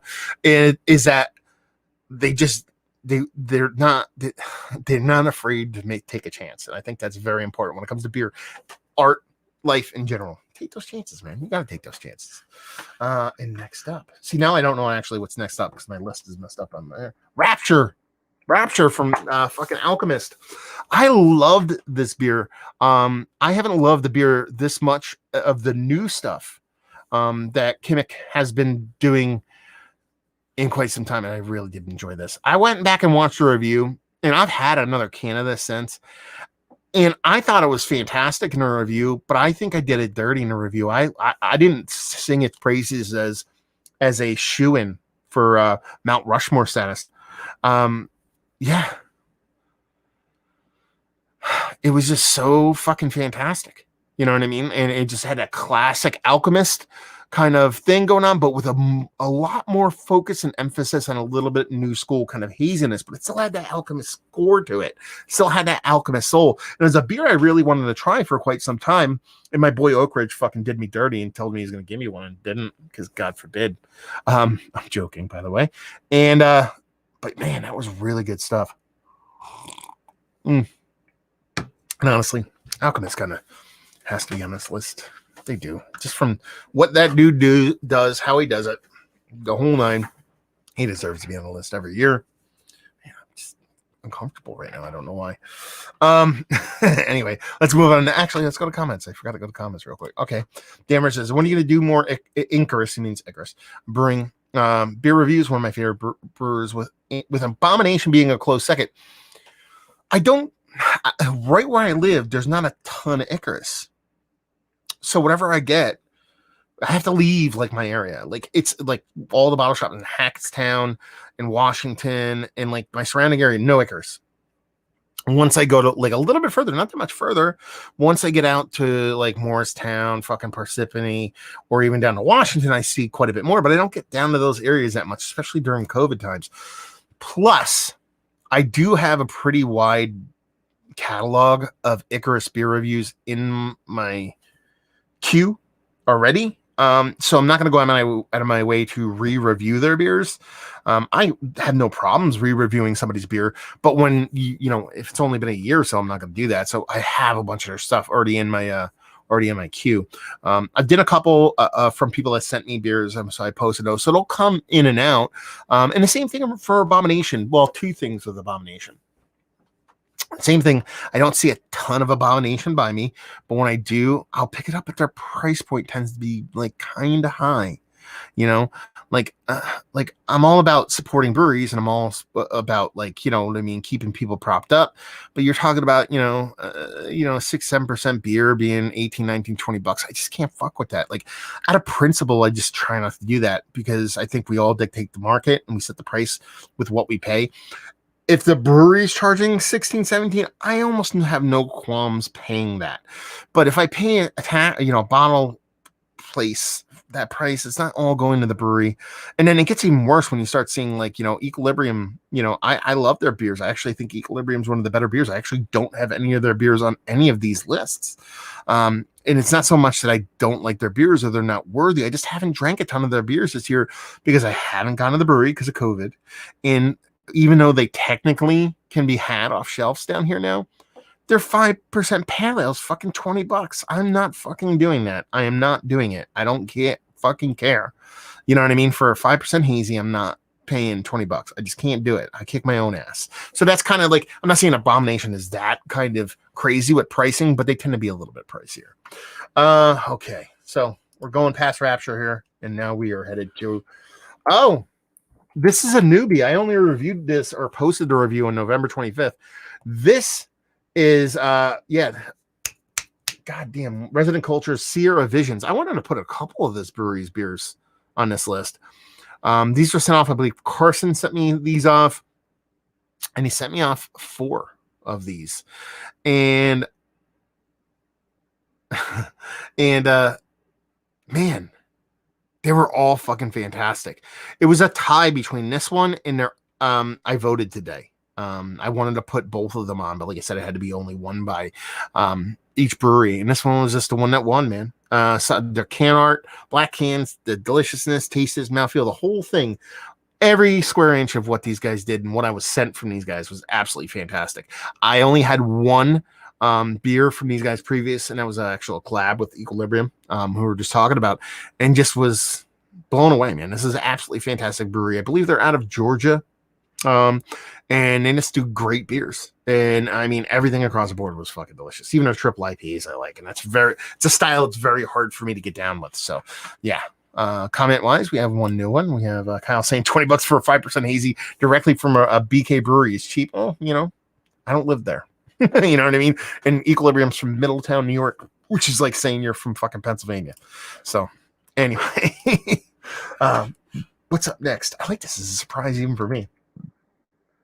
Folks beer, talking about 5% hazies that cost $20 a 4-pack. So this was awesome. This came courtesy of my boy Keith. I actually only reviewed, right? Keith gave me this. This didn't come from you, did it, Kyle? or did Keith give me this one? I forget who gave me this one. I think Keith did, because I think he ran up there real quick, right before, about a couple weeks before this. And you're talking about a low ABV session ale. What is it? 4.7% session ale. It drank like 6 and change. It was super drinkable, super chuggable. Again, another brewery I wanted to include several beers from. Folks Beer. They're just one of my favorite breweries in general. Not just one of my favorite breweries in general, but also like just one of my favorite tap rooms. I mention that every time I do one of their reviews. Their tap room's absolutely fantastically hollow and ghetto in the most beautiful way possible. And just their beers are just fantastic. Like I said, it's probably one of my saddest kind of things of not being able to visit them during COVID times, because their beers are just that good. And to still be able to get them, whether it be from Keith, this is definitely from Keith, because Kyle said not me, but have Kyle send me some stuff off and just have that kind of outlet of people that send these beers off is fantastic. And honestly, if you can pick up their beers in general, more power to you. But once we're past this COVID thing, and if you can visit that tap room, I urge you and implore you to do so, because they're just literally right around the corner of all the big breweries. I mean, you can walk from other half to Folks Beer in like 8 minutes. Not even 8 minutes. Depends on your pace of walking. Let's put it that way. I walked there half drunk in the rain last time I was out there, so you do the math. Anyway, what's up next? We got some bombers in here, so keep tight. Okay, so this is a cheat. I'm cheating right now on this one. Let me see if I can bring it up here. So I'm cheating on this because I'm going to put Celestial Insurance by Cigar City up in there. Why is it cheating that I put on here? This is a brandy and rum barrel aged barley wine. And the reason why I put this up here and I say I'm cheating is because there are like 4 or 5 of these beers that I wanted to include, all from Cigar City. So was it, I believe it might have been Jason. Who was it? Jason from Florida? I mean, I'm so bad at names. I think it was Jason from Florida sent these off to me. And man, that whole box, it was basically a box of barrel-aged barley wine and stout from fucking Cigar City. And almost every single one of them could have gone on this list. I picked this one because this is the one that was the most interesting. It was a peach brandy and rum barrel-aged barley wine. That was just fantastic. Again, Cigar City, barrel-aged beer. I mean, we're not fucking reinventing the wheel here. They're one of the best barrel aging programs in the country. And just, that box in and of itself was just fucking shock and all, hair on fire craziness. And this is probably the one that was just the most interesting out of a group. Was absolutely fantastic. I mean, if you just type in, go to my channel, type in Cigar City, and then search by date, you'll see a clump of these, about 5 of these, all lumped together. And they all deserve to be on here. Let's put it that way. They all deserve to be on here. But this is the one that I ended up picking to actually put on the list itself. Again, following my own rules of only putting one brewery on here is probably the toughest thing I've done. Definitely the toughest thing I've done all week because I've been off work and I haven't done shit. So, yeah. Anyway. And Kyle was actually chiming in saying 3s too about one of the best breweries that sit and drink at. That would be correct. And Mercy Beers says, do you know how many red ales you drank this year? I'm up to 17 from 15 last year. I want to say I'm probably in double digits, just eking in the double digits, maybe. I don't think it's like I'm not close to you, but I think I'm just around 10 red ales, give or take. I can rattle off 5 off the top of my head, but there's got to be review wise, probably. I mean, drink wise, more. So I'm probably at where you're at, but review wise, I'm probably right around 9, 10 maybe. And George says, Cigar City is fantastic across the board, even their sour. I mean, they are. But I've really always kind of really resonated with a lot of their barley wines and stouts and barrel aged programs. And French Charles chiming in saying, Scott here from the channel. Happy holidays. What's going on, homie? Let's do this. Let's chime in. Next one. Trillium. This is their Dogtooth Violet. So when right around Christmas, no, it wasn't Christmas time. So I reviewed this September 19th. Forget what it was. My buddy Brad, you've seen Brad before. If you've watched my channel for over the years, you've seen Brad. He's done a bunch of beer reviews with me and stuff like that. He has, I just noticed something here. I'm kind of curious about this. I didn't know this. What is this here? Oh, never mind. I thought this I could make this window bigger or smaller. That what you guys can see. Anyway, regardless, we're having fun. So my buddy Brad, you've known him. He comes in and does beer reviews every now and then. He's actually been in the beer industry for quite a while, and he's working out in the beer industry now out in New York. And he went up to Trillium, picked up some beers and ended up coming back and dropping a few on me. And 3 of them were part of the sour program. 4 of them actually were part of the sour program, I believe. I forget which one it was, but I reviewed 2. I drank 2, and one of the 2 I drank was fucking amazing. But this one was a very close second, so I picked this one up. And this is their Dogtooth Violet. Is it Dogtooth? Yep. And it was honestly my first foray into really sitting down and drinking a few of the Trillium Barrel Age Program beers in a session. Not necessarily all on the same day, but drinking them over a course of a couple days and really kind of taking a bite out of it, because I've had a little bit of sour stuff here and there at the brewery, maybe in a share or something like that. It's much different than, contemplating it and drinking it alone. When I dove into this one, it was just fantastic. I just loved everything about it. I believe it was a small little table beer. It wasn't showy. It wasn't like a 2x4 to the face of tartness, of sourness, or anything like that. It was just good beer.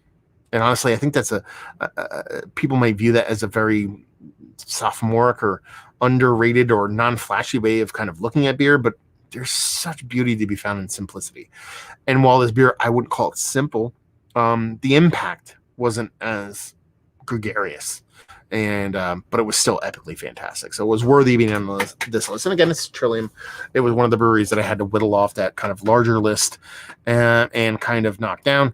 Antron Ellis chiming in saying happy holidays from the craft crew. Cheers, homie. Hope you're having a good holidays yourself. Who's up next? It's like a surprise for me even. Oh, Drownlands. So Drownlands, new brewery, with a little bit of weird kind of background to them. So I'll talk about that after this. So I really enjoyed this beer. This is their Foder Pilsner, and it was fantastic. I've had a couple beers by these guys, and leading up to me actually going to visit the brewery. So this is right around September 18th. I probably went up to the brewery right around there, a little bit earlier, where COVID wasn't extremely hard. So I felt like traveling a little bit on the day. And went up there and got a couple of beers, came back with them. They're all pretty damn fantastic. But this is the one that stood out for me. It's a Foder Pilsner, 4.8%, and it drank exactly what I want these beers to drink like.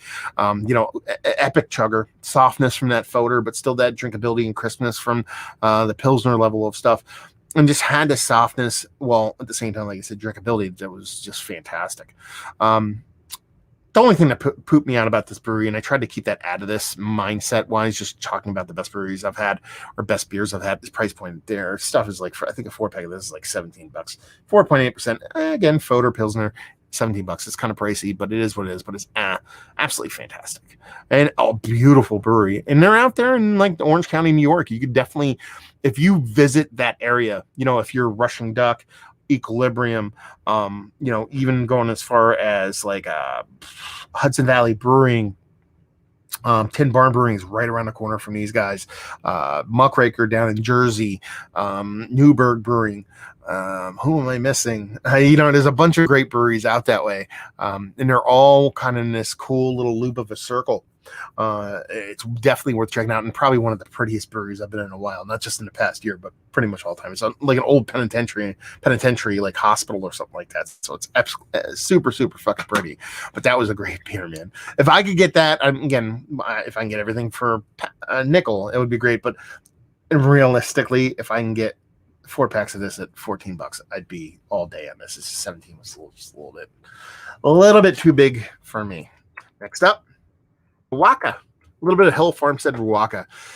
Yes, Hill Farmstead is one of those breweries that, again, I had to basically, when I did my Google Sheets, I kind of downloaded all my video titles and kind of whittled the best of list down to 100 breweries. Man, I got some wrinkles on my forehead. Down to my favorite 100 breweries. And then I broke out multiple breweries into different sheets on the sheets. And, Hill Farmstead was, one of those breweries. Industrial Arts. I didn't include Industrial Arts because I don't think about their new spot.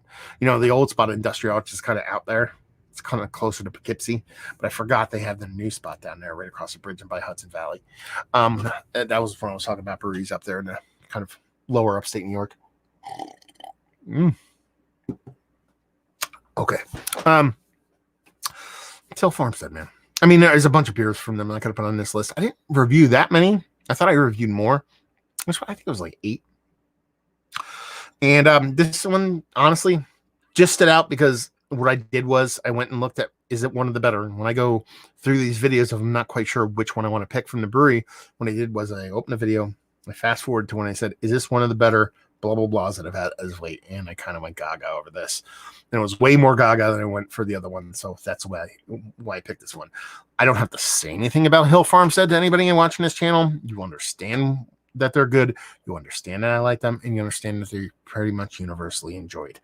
So just fucking, if you go, just go to fucking Hill Farmstead, drink beer. It's worth it.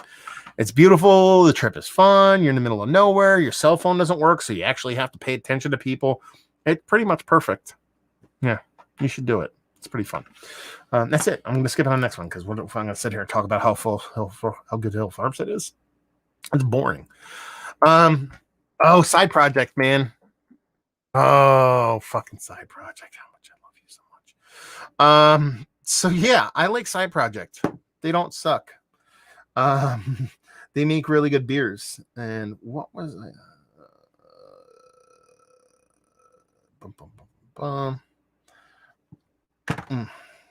So I'm looking up something really quick. See if I can find it before I actually go on and say things. So this is their table beer. I had a bunch of their beers.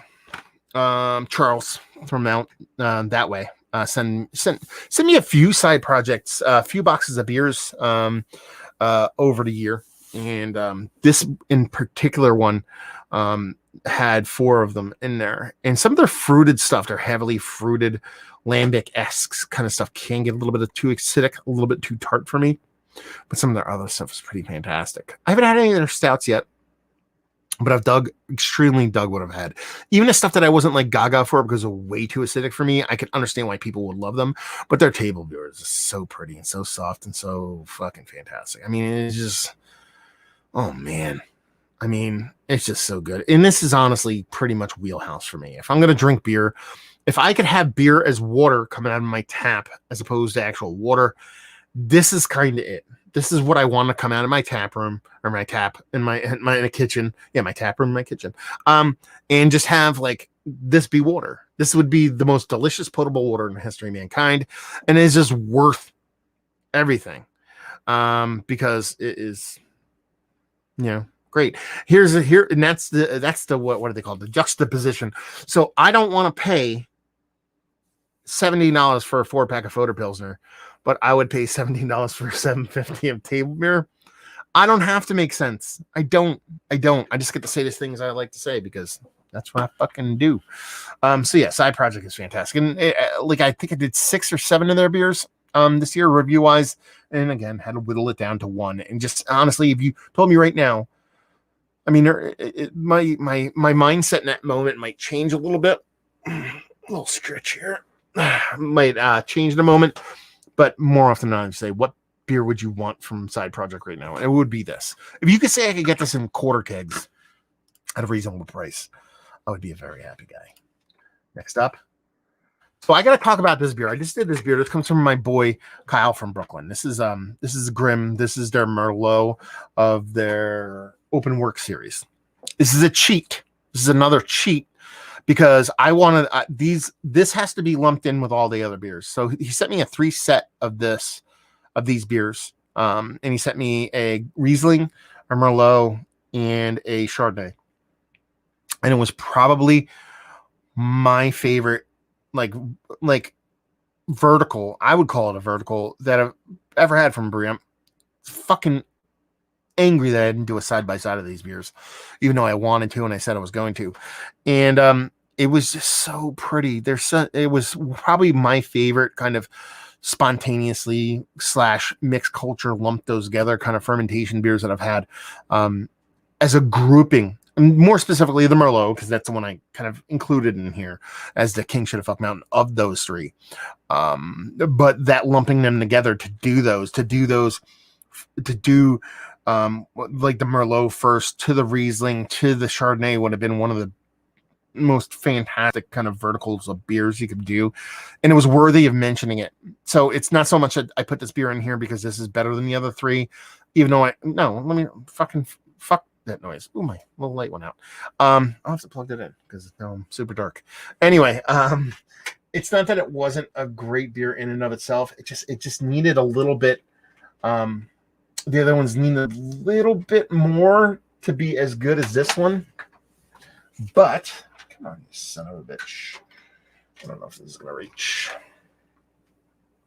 Okay, buddy boy. Can't believe my little light here went out. That's what happens when you don't plug stuff in. I'll have to let it charge for a minute. You have to deal with darker than me. Anyway, but yeah, it was just such a great series of beers that is just worth mentioning. It's a little bit of kind of on top of mindness because I just reviewed these beers. I would say I just posted a review 2 weeks ago. But it was fantastic. Okay. Comments. So we move on to the next one. Sean Lindstrom chiming in saying side project does not suck. That would be a hashtag facts. French Hawes chiming in saying, I've got that Focal Banger shirt. He's talking about the video previous. In a video, I love that one. And a beer too. One of my favorites ever. Everything I like in an IPA. Focal Banger is awesome. We've been getting fresh Focal Banger here in New Jersey. Like last time I picked it up, it was like 8 days old or something like that for, I think it was 16 or 17 bucks, which is like more than you pay at the brewery, but well worth that price. And Felix from up north in Canada says, which brewery has the most original labels in your opinion? Probably Hop Butcher. You know, although that Resident Culture had really cool labels too. But you know, I've been a big Jetsa fan with Hop Butcher and the labels and the stuff that they do. So I've always loved them. I've always loved Dudiciel. They're probably some of my favorite labels ever in the history of beerdom. But Hop Butcher, I'm trying to think of anybody else kind of made me happy label wise over the past year. I'm looking around trying to see if I see anything. I don't know. Oh, I'll mention this. Treehouse's labels lately have kind of tickled me pink. They're starting to kind of get away from their kind of pattern of the same graphics over and over and starting to branch out into something a little bit different, kind of similar they do with the Curiosity series. So I've dug those. I think that's all I can think of at the moment. But yeah, I mean, if the Hop Butcher would be the king. For me, at least. Where are we at? We're up there. We're getting up there. I mean, I don't know. My list is a little bit, whatever. Oh, Southern Swells. So I had to include Southern Swells on here. My buddy Carson sends Southern Swells all the time. He sends a bunch of stouts. He sends a bunch of this. He sends a bunch of that. Man, that video is washed out. But man, it was between this and their, what was the other one? What was the other beer? Come on. Let's see. Top 20. Let me see if I can find down here real quick. Why is this doing this? Some bitch. Shortage. I don't even have to look it up now. I remember it now. It was between this and their Shortage to put on this list. It's got to be. Why did my fucking sheets not save correctly? Am I looking at the right sheet here? Oh, no. This is it. I'm looking at the wrong goddamn list. Although I did not delete these, or did I? No, I didn't delete those. Anyway, I'm not gonna look at that shit. Anyway, yeah, there's between this and their Shortage, and this is just fantastic. I mean, it had that kind of low ABV, ABV with that high impact, and honestly, Southern Swell is making some of the best hazies in the game. Like, and their stouts have caught up really, really well too, because if it wasn't these two, it would have been one of their stouts. What was the one stout? It was their anniversary stout. Could have been on this list too. And they just make such fun beers. And they're probably one of, if not my favorite brewery from Florida. going at the moment. And it's all due to Carson sending me stuff off, and just super appreciative. And there's some great breweries in Florida, Calusa, Barrel of Monks, a bunch of different breweries. But man, this beer was epically fantastic. So you find yourself down Florida way or something like that, and I forget what Jacksonville, I believe they're from. Don't sleep on it. If you're in Jacksonville, I don't know why you go to Jacksonville, but if you go to Jacksonville, don't sleep in this brewery. They are absolutely worth checking out. More comments before we move on. French Hawes talking about Scott from French Hawes talking about the Fogelbanger. I love the flavor profile thing in the back of the hop. Oh, he's talking about Hop Pitcher. 3 things to look for in each beer. Yeah, at first, I actually not a big fan of it because I don't like any information before I go into a beer review. But when I did a live podcast with Jeremiah from Hop Butcher not too long ago, a few of us did a live stream on YouTube about it. He actually talked about the reasoning why they do it, and it's very cool reasoning, and that like a lot of people who aren't in the beer don't really know that kind of hop profile, kind of typical characteristic thing. So it's almost like a learning concept along with the beer. So I actually appreciated that. Because a lot of people don't know, the 1%er super nerds will dive deep into hops and how they impact things. But when you talk about the average beer drinker, they might not know, but when they drink these beers and go, I really like this. Oh, this is, I keep seeing these hops in the beers I like, then they get a little bit better picture about what they're drinking. So I like that. And Kyle Chemin, Evil Twins, stupid picture labels with lame captions, some of his favorite labels.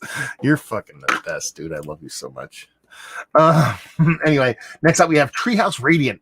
So here's the thing. This is the weird thing about beer reviews. Sometimes you forget what you like a lot. And I brought up every single Treehouse video I had over the past year, and I skimmed through them until I said, is it one of the better ones I've had? And I love the shit out of this beer. And I don't remember loving the shit out of the beer. I just don't. But I go gaga over it in a video. So I must love it. So sometimes, memory does not serve us. And that was the case for this beer, because I don't remember going gaga over this beer. I just said, look at Radiant, whatever. Let's see what it said. I'm like, this is fucking awesome. Oh my God. I'm like, holy shit, this is fucking fantastic. It is from March, so it's been a very long year. It's March 15th. I drank this beer. March 16th is the day I started working home for COVID for 3 months straight. So maybe I was a little preoccupied. Maybe my brain was tied up in a couple of other things. Maybe that's why I don't remember. But yeah. Let's see if this will turn on now. Oh, there you go. A little bit of light back in the darkness. Hopefully it stays on. So yeah, I love this beer. A lot of these beers you're not gonna be able to get again. Let's see how that poopy part about it. Michael Gibson saying, I was about to ask, do we know where Alchemist Distro is to? I think CT is starting to get it, and it's awesome. Yeah, we've actually Alchemist Distros pretty regularly. Let me rephrase that. They do drops quite often to Pennsylvania, to New Jersey, and to New York. I don't know where else. Only that's the areas I go to. But they've always been kind of we'll drop some here, and then a few months later they'll drop. It seems like we've been getting relatively steady drops of Heady and Focal on the regular in Jersey now.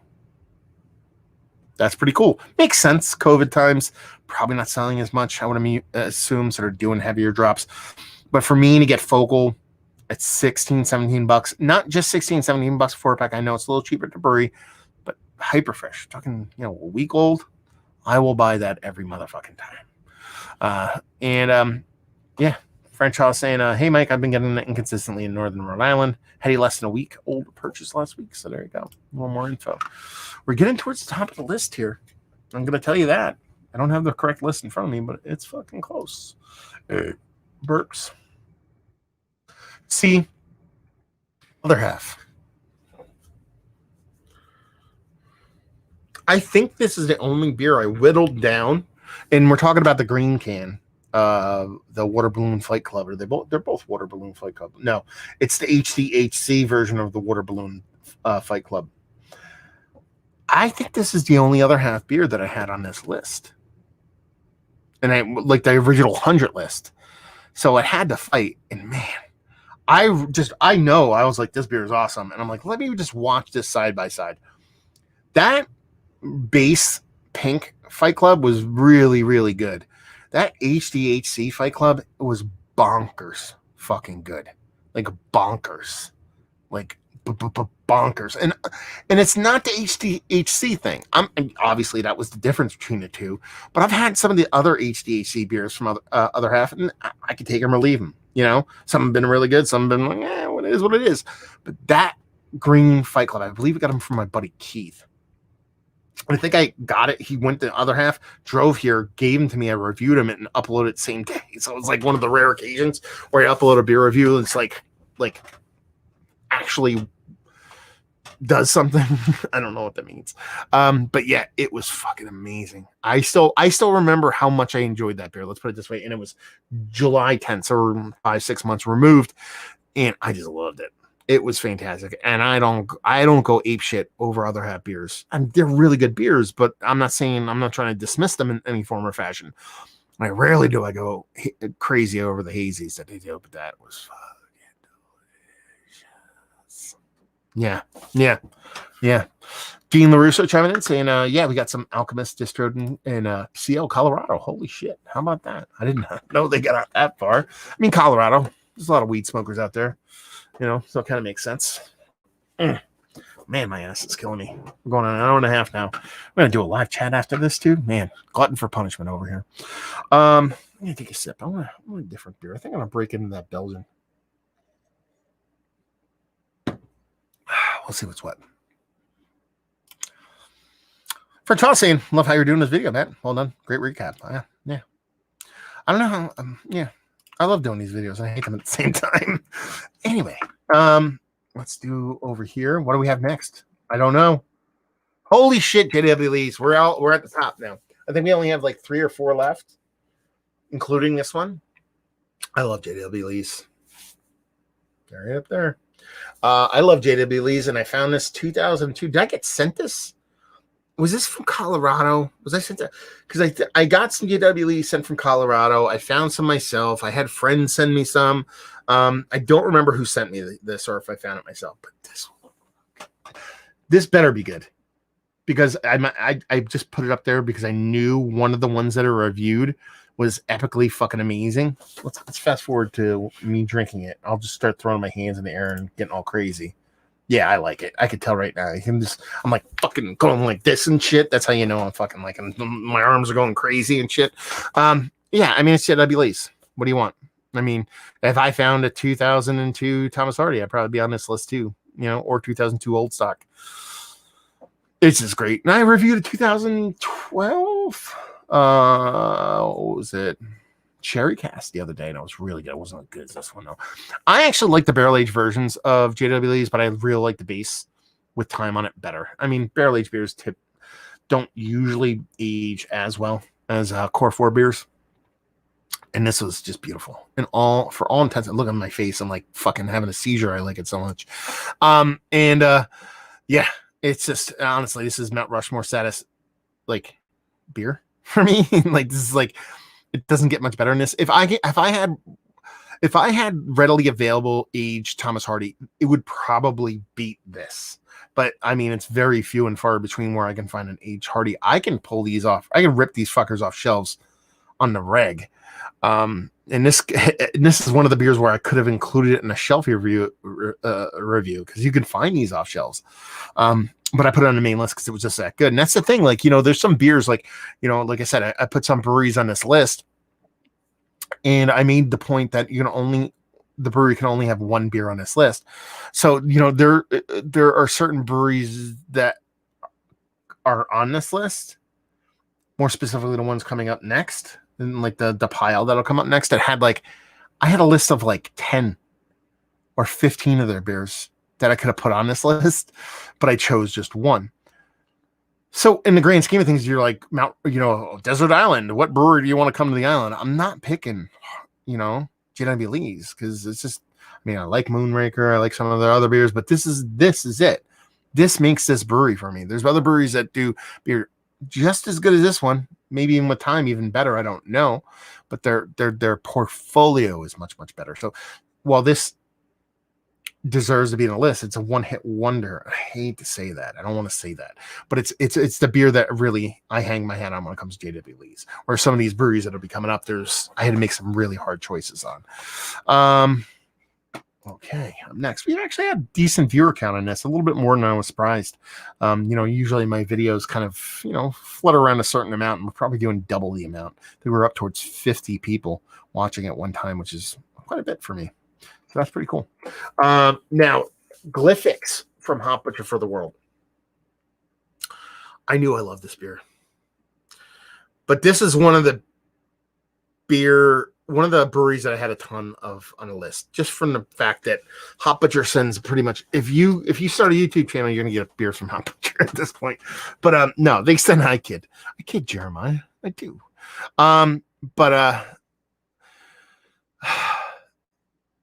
They sent a lot of beer. So I had to go through a lot of beers. I'm going to jump in the comments real quick because Mike Gibson asked stuff I'm going to answer. I'm actually drinking some Burlington time at the Chimpanzee at the moment. I'm going to crack into something a bit different. Actually, let's crack into it now. We'll let that Hop Butcher video play. Kids, it's called water.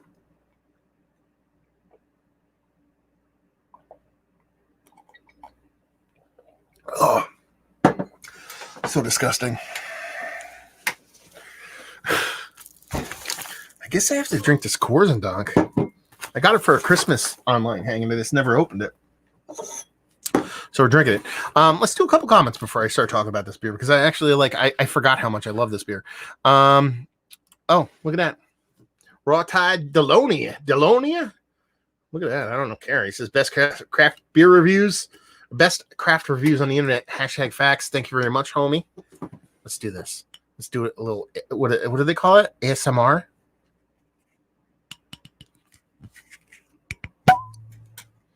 Isn't that what they call that shit? Anyway. Yeah.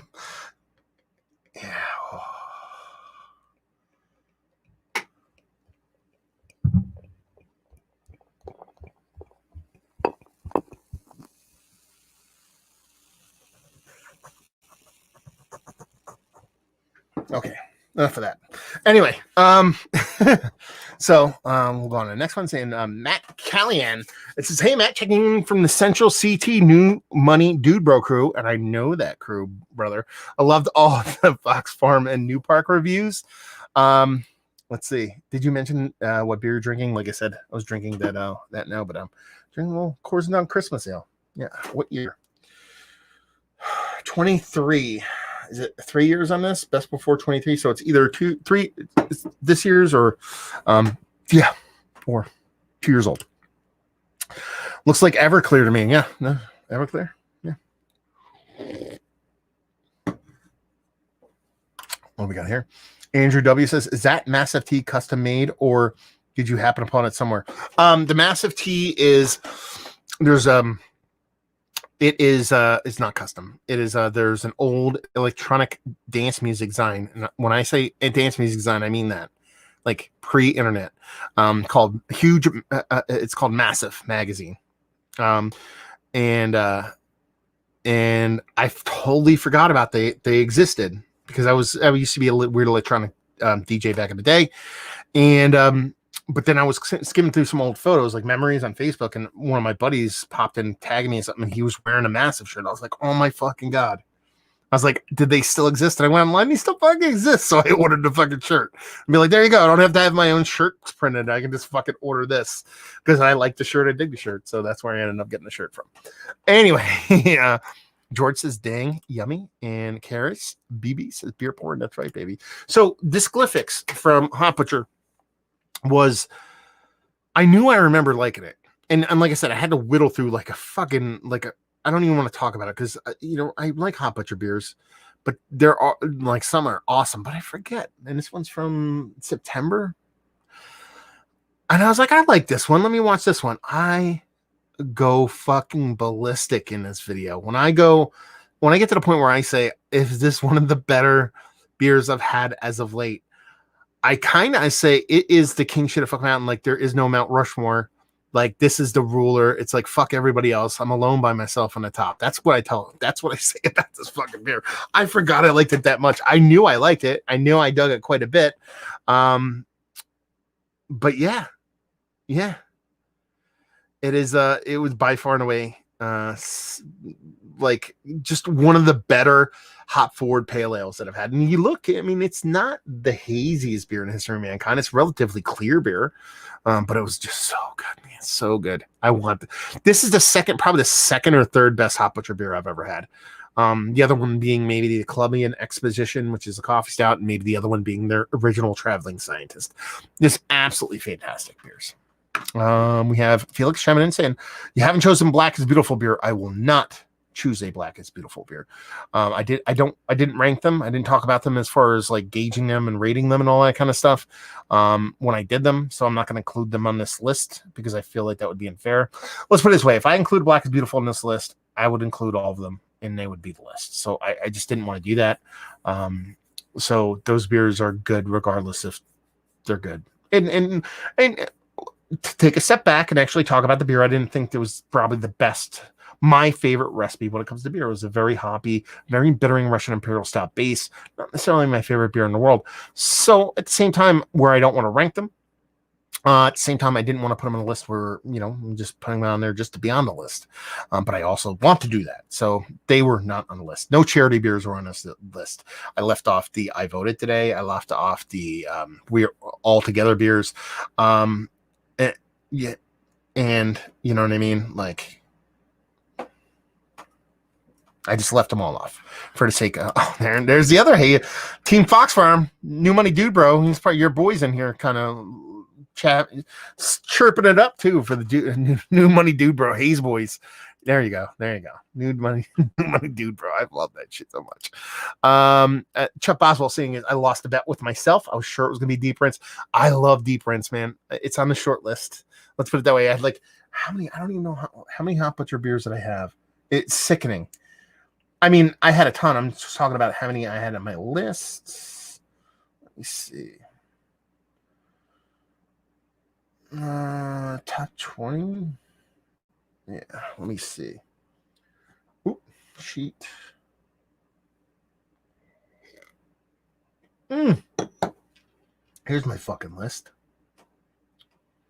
God damn it. I was clicking on the wrong thing.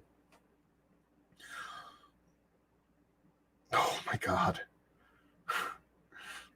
This alone is just Hop Butcher beers that I had to go through. Like, that's like all the Hop Butcher beers. Actually, that's not even all the Hop Butcher's beers I did this year. These are all the Hop Butchers I considered.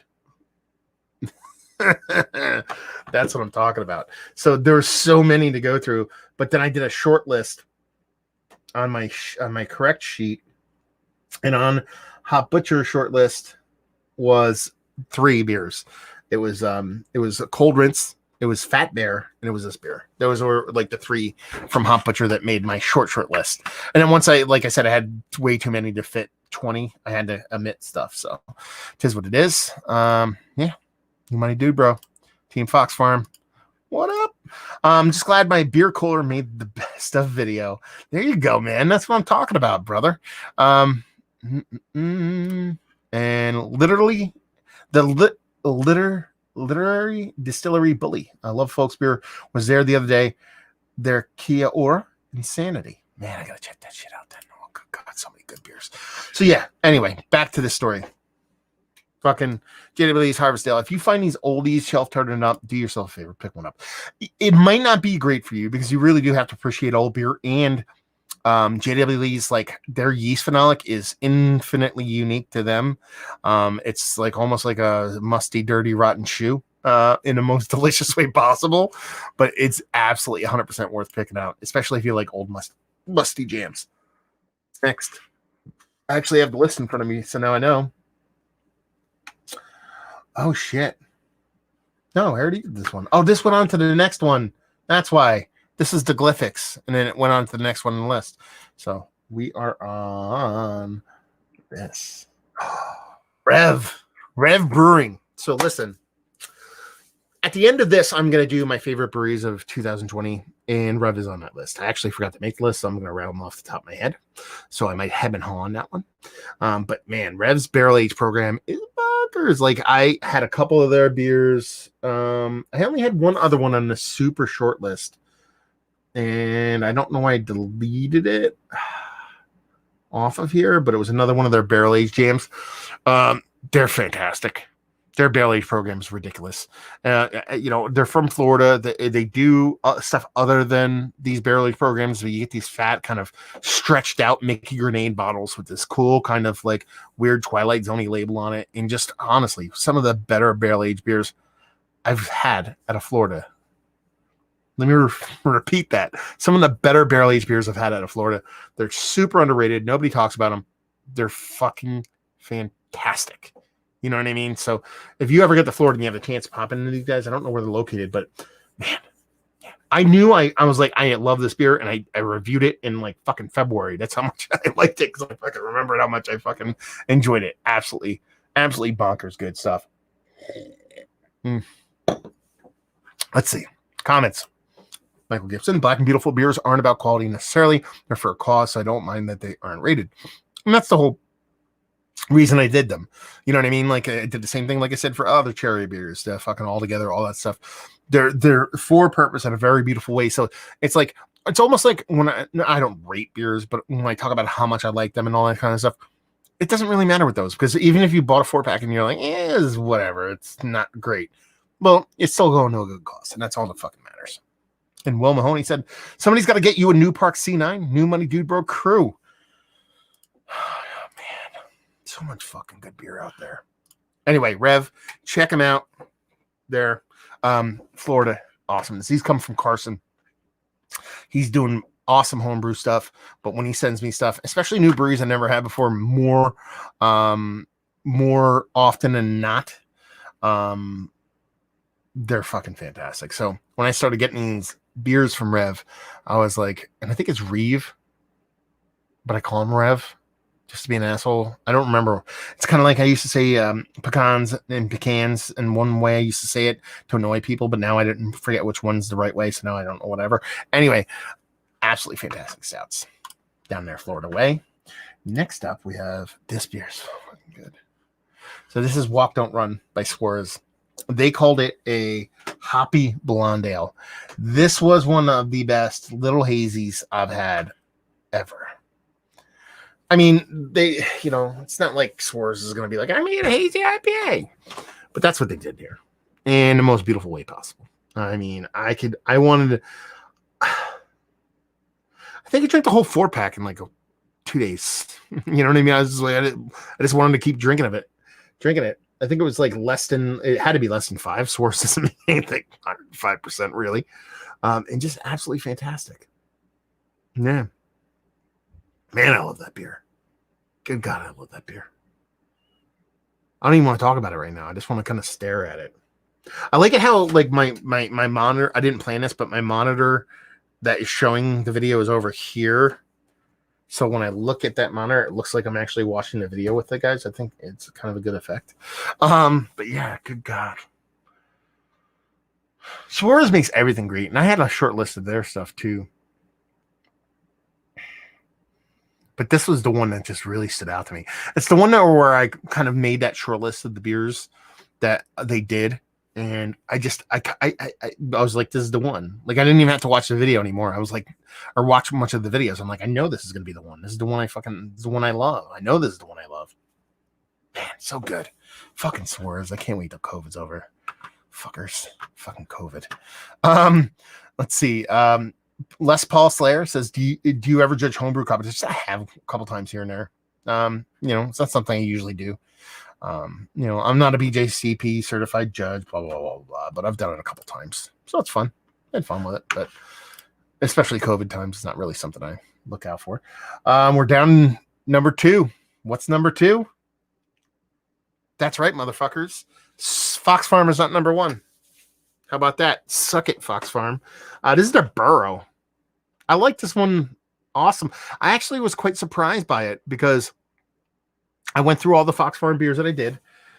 which was, and I will let you guys, actually, I deleted, god damn it. So I whittled it down to 4. I had a list of 20 Fox Farm beers that I was on the original, which Fox Farm do I want to include in the list?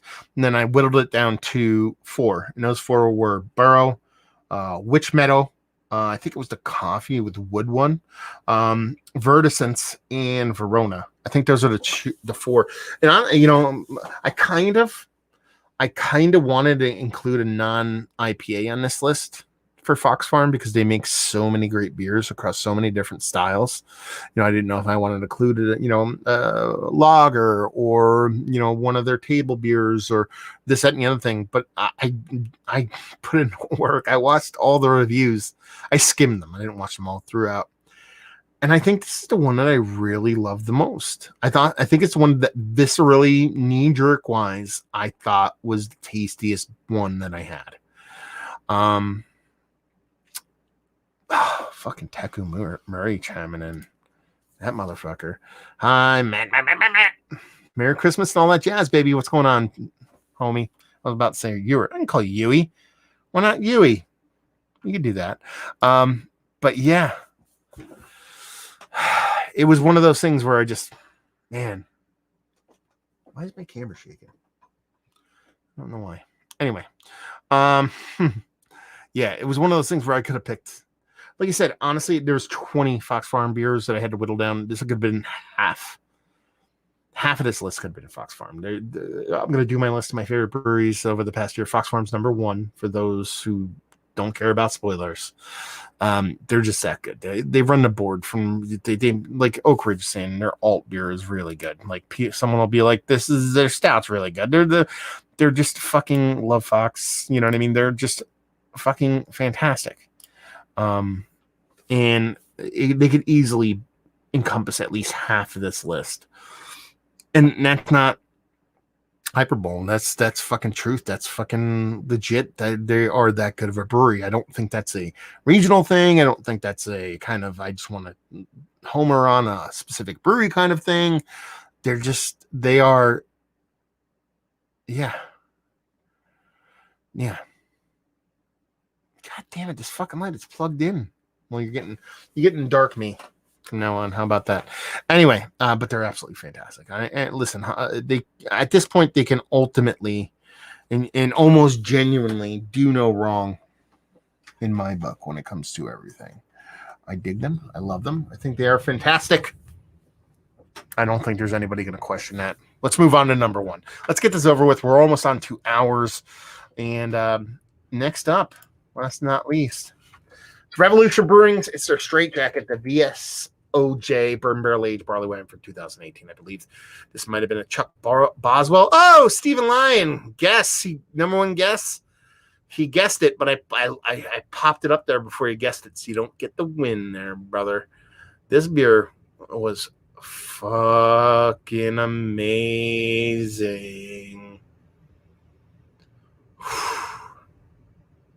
Good God, was this beer good? I don't even know what to say about it. I could just sit here and not say anything, and you just watch me violently jerk my body around for fucking 4 hours. Like I think I get angry. Watch, I'll probably start getting fucking really fucking my arms spinning around. I'm fucking throwing things around. I'm literally getting angry at things because of how good this beer is. That's my favorite kind of beer. Is when you get I get physically. I don't even know if I tasted it yet. I'm just fucking angry at it. I'm like, if this, I'm basically what I'm saying is that if I don't love this, I'm gonna punch myself in the fucking face. Let's see what I think when I swallow it.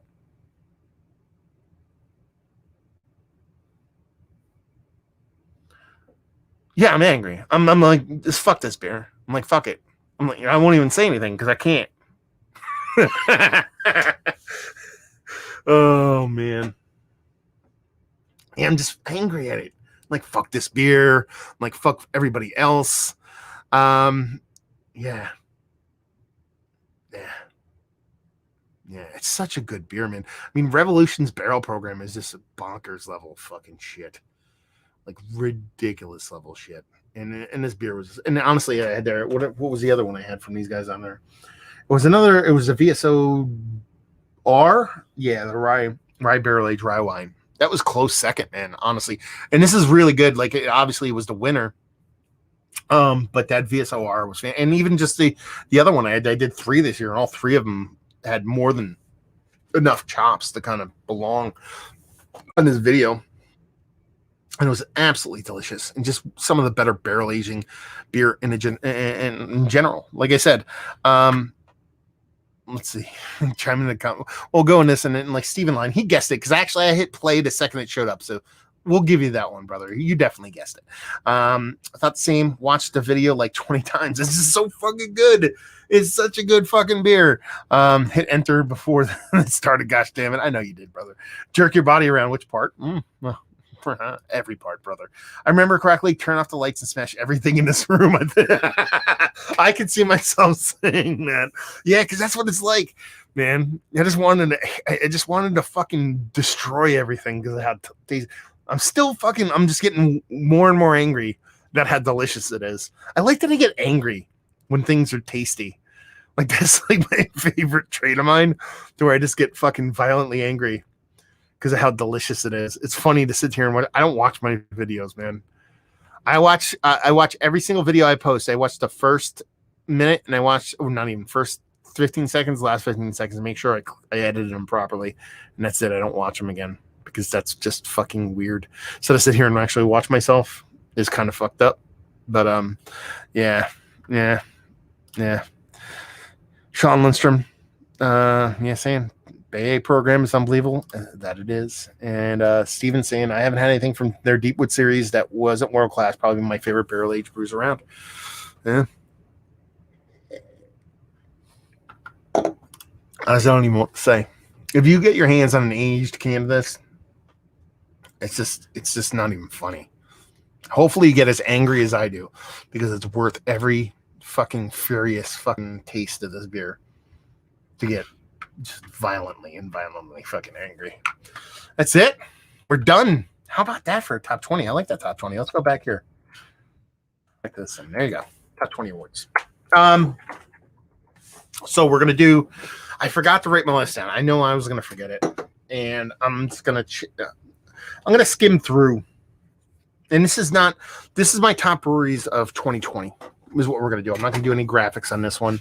Let's even get rid of this shit and let's go full screen. I'm not going to do 20. I'm not going to do like my favorite. This is different from the other lists, and then it's not my favorite breweries that I've reviewed this past year. It's my favorite breweries of the past year. So I'm going to need a little help on this one. I'm going to have to bring up some Instagram and just kind of see what I've been posting, what I've been enjoying. Because this is in no particular order, okay? Except for the ones that I mentioned are in order. Okay, so Fox Farms number 1. We've already mentioned it. I'm going to try to keep this to a list of top 10. How do I keep track of this? I don't know. I really want to keep track of this. I have 4 bottle caps here. Do I have anything more that I can fucking... 4 bottle caps, 5 bottle caps, a cork, another bottle cap. That's enough. So Fox Farm's number 1. Fox Farm is the best brewery in the United States.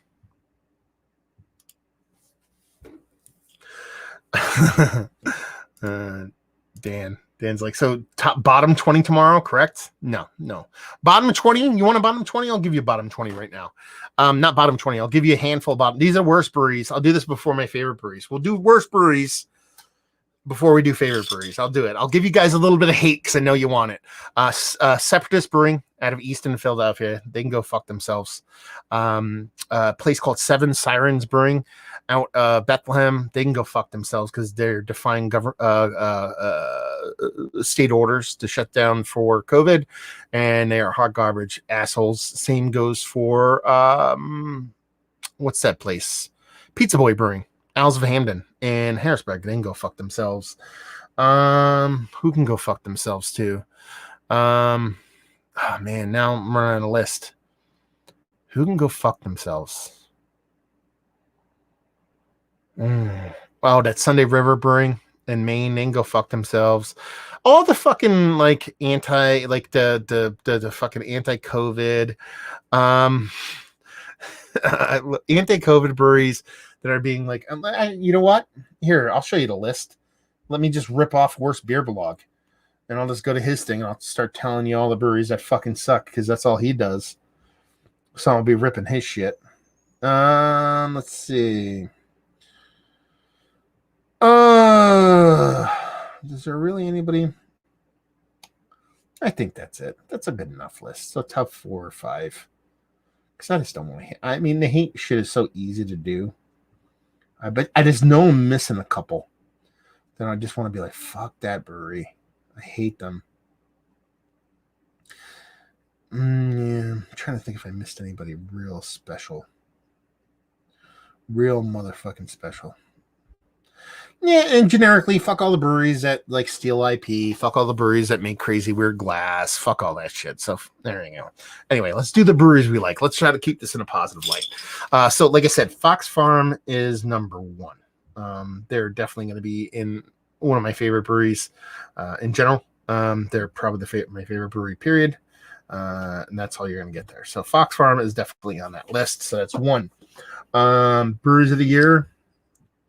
Do I put Hop Butcher on that list? I don't know. Oh, my favorite brewery of the year.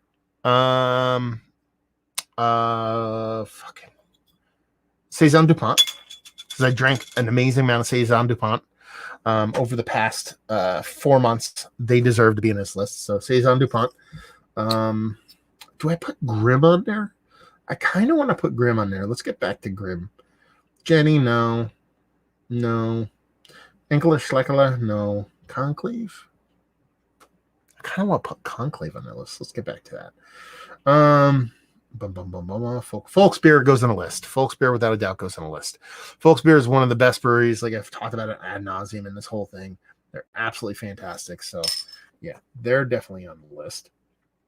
Civil Life Brewing goes on this motherfucking list. They did not make my favorites list. They didn't make my shelfies list, but they deserve to be fucking mentioned on this list because their beers are awesome and it's all classic styles and I want to chug the shit out of them all day.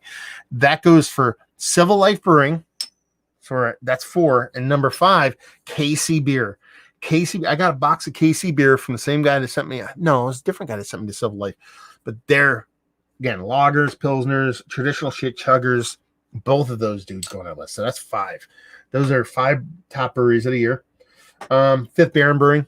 My boy Jacob started a brewery. They're fantastic beers. They were on my my favorites list. They're gonna go on my favorite breweries list because that dude started a brewery. He watched my videos before he started a brewery. For some reason, I think I have some part in that, so I just got to pay him back in some form or fashion because that's just insane shit. Suarez? Do I put Suarez there? I kind of want. Okay, we're gonna put Suarez on there. So we're at 3. We're at 6. We're at 7. We have 3 breweries left. Yeah. What else do we have? I'm just skimming through the Instagram. Do I put Hill Farmstead? It's an easy one. We'll go back to that. Maybe Kane. I forgot. I gotta add Kane. Because their beers are just so fantastic across the board. And honestly, if they didn't make Sneak Box, I don't know what I would have done this year. Let's see. So we got 2 more. This is, as you can tell, this is a fantastically scientific list of breweries. I'm sure I'm going to miss somebody because I'm not putting Marlowe. I'm going to put Marlowe on this list because of all the different breweries that beer styles that they make that are absolutely fantastic. So Marlowe, we have 1 brewery left. Who's the last brewery? Oh, it's got to be them, right? Oh, I think I know who it is. Well, after Marlowe, I'm skipping through just to see if I'm gonna miss somebody. See if I'm gonna miss somebody, but kind of want to put Southern Swells on there. Did I take somebody out? No, I'm gonna add I'm gonna add Allagash and Southern Swells. That takes us to 11. We're gonna keep going for a little bit. It's not gonna be a top 10. It's gonna be a top whatever the fuck I want to make it because that's how fucking things go. So yeah, Allagash absolutely. If I don't put Allagash in the list, I want to kick my own ass. Southern Swells goes on that list. Oh, my Instagram just skipped all the way to the motherfucking top like a piece of shit. Let's skim down back here. I think that's it. I think we're going to stop there. Hill Farmstead, we're going to put on the list. I think we're done. Are we done? I think we're done. yeah, let's finish it. I'll keep skimming a couple other pages. And the reason why I put half of these breweries in the list is just because they've treated me so well with beer. I think I'm in the next year now. Yeah, that's my list. So I didn't write it down. So that is the list in a whole. Let me actually share this with some people and see if they actually want to come on here. Copy the clipboard. And then let's see if we could actually get some people up in this piece. Okay. Yeah, I'll have to go back through that list and actually write them down and post something about it. But a couple things. Like I said, there are going to be playlists for. There's going to be playlists for both of my top lists.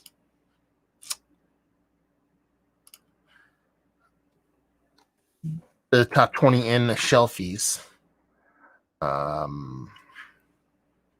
right, remove that. Let me get some headphones on. Hopefully this works. And they're going to be a playlist for my top shelfies and my top 20. I actually have the playlist made. So if you guys want to go through and rewatch all the reviews that I listed in both of the shelfies and my favorite beers of the year, you're going to be able to do that. I will make that live either tonight or tomorrow. I will probably download this video and cut it up and re-upload it so there's separate videos for the best of awards. So it's gonna be your best of, top 20 best ofs and then shelfies and stuff like that. And I'll probably make some kind of best of breweries. Maybe I might actually go back and listen to that list that I shut off the side of my hip, and maybe do a record my best of list so it's a little bit not as shit-tastic of me just spouting shit into the ether. Stuff like that. So 2 hours. It's about. I thought it was going to take me between an hour and a half to 2 hours to actually get this list off. It's 5:00 now. Like I said, I threw out the link to this to a couple of people out there in the beer tubing world to see if anybody takes the bait on this. And why my camera is shaking? So we'll see what's what. Anyway, let's go into comments that I did not go with over here. Kyle Johnson said barrel-aged steel reserve. I don't know how I fucking missed that, to be perfectly honest with you. George Cockless says apparently I live in a shitty place. Top 10 cannot find here. Fuck my life. No, there's problem, but that's the thing. There's so much great beer, man. There's probably stuff just as good in your area that I've never had. That's a great thing about beer. Dan says, so top 20, bottom 20 tomorrow, correct? Oak Ridge, no argument there. Me ripping on people, love you, man, never stop. I don't give a fuck. Would bottom 20 be the same as a top 20 least improved brewery of 2020? Least improved? No. I think there's a joke I'm not getting here. Golden Road. Yeah, well. Worst breweries? No, it's getting juicy. Several Life rocks. Yes, they do. Cheers beer community from BC's Beer Reviews. Andrew W. saying, any guess on what the next beer trend will be? I don't know, man. I mean, lager and Pilsner is now kind of taking hold. That was my guess for the past 7 years. Everybody's just making clean beer. That's it. It's not so much that lager Pilsner is going to be the king. It's just that people are just going to, more and more people are going to be making kind of drinkable, chuggable beer. Price hikes. The one thing with COVID is you've seen prices creep up slowly over time. And I think it's, if we go back to normal to where, COVID is history and everybody's hanging out in breweries and drinking, those prices aren't going to go down. They might even go up a little bit more. So you won't see a return to, like let's put it this way, for a double dry hop pale ale to cost over $15 is just insane. And they are more than that now. So I already thought they were crazy before COVID, but now they're getting even crazier. So how about top 5 best new breweries? Top 5 best new breweries? That's a hard one. I have to think about it because you have to classify Fox Farm. I don't think it'd be a new brewery for me. I'd have to think about that one. That would be a hard one. Rattling off the top of my head, I don't know if that's possible. I don't know. You know what? One of my favorite breweries of the year, one of my top is homebrew. So many homebrewers are getting like ape shit crazy doing bonkers stuff, like doing canning shit and doing like crazy beers that homebrewers never fucking did before, crazy barrel aged stuff, and all kinds of just insane shit. And that's one of my favorite new breweries is homebrew.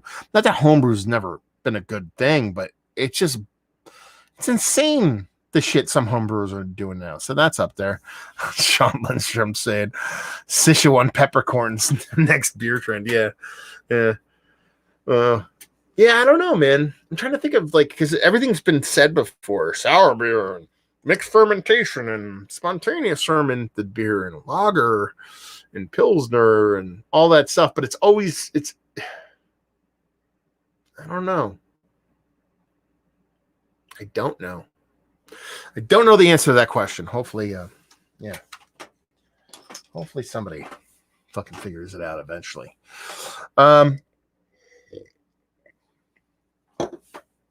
Let me skim through my fucking.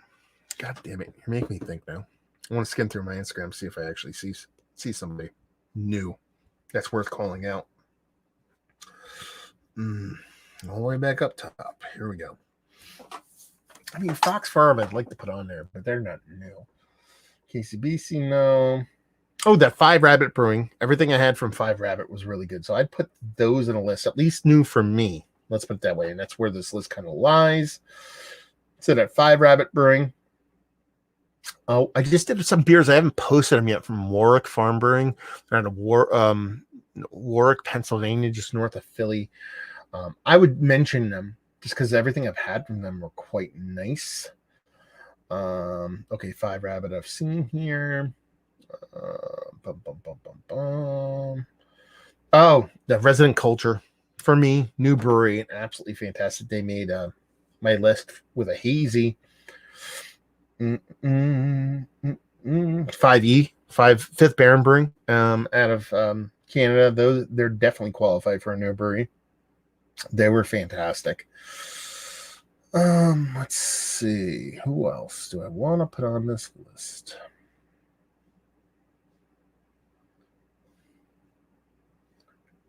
Excuse me. Oh, I would also put Drownlands Brewing. I did put one of their beers on my best of list too.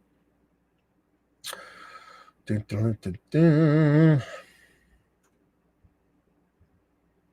could put Ghost Talk on there from here in Jersey. I got a box of stuff sent by not from the brewery, but somebody that works there on their own accord.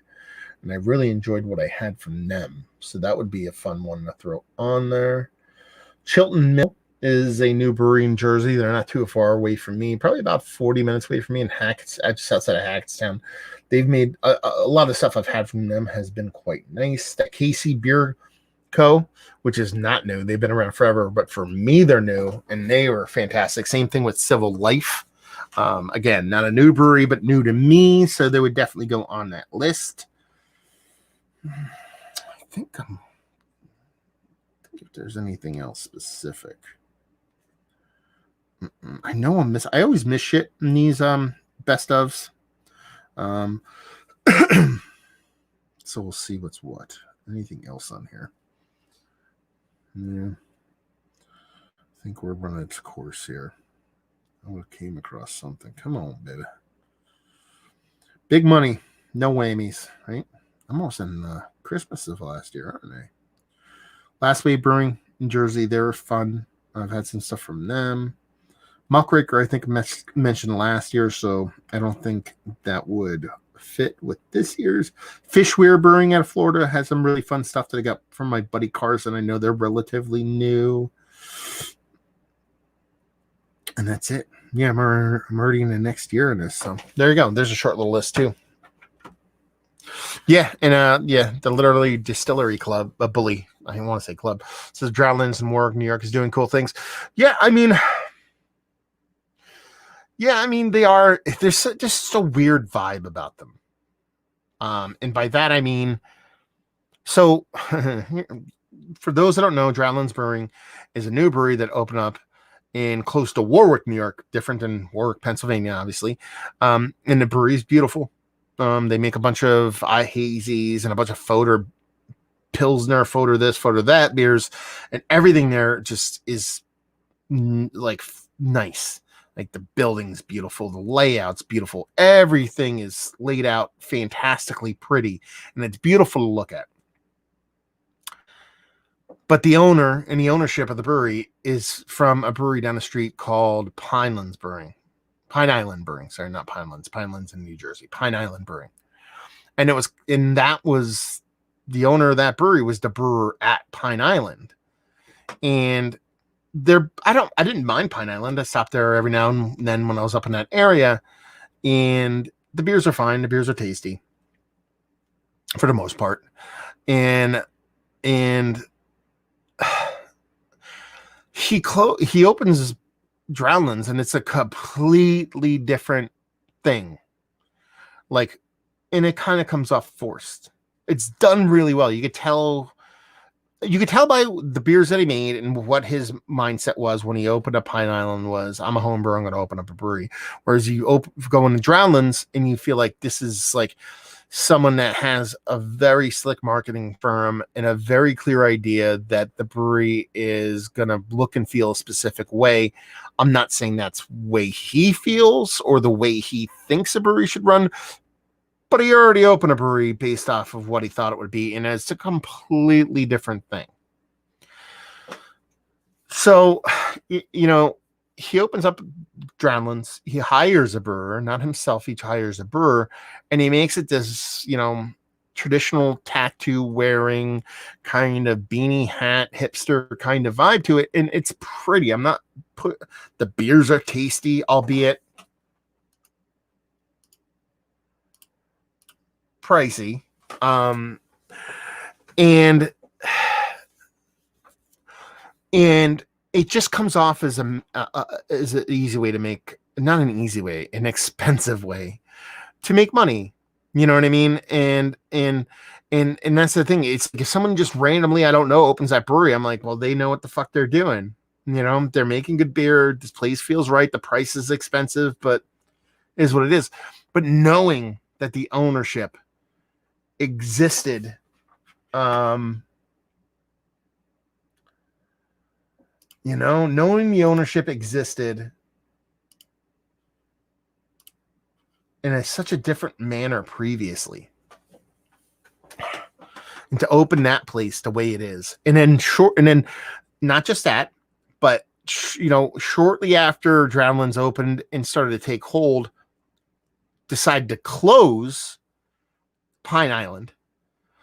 And conversely, when the owner has done podcasts about Drownlands, has flat out ignored the existence of Pine Island. It seems like a marketing rebrand for the sake of money.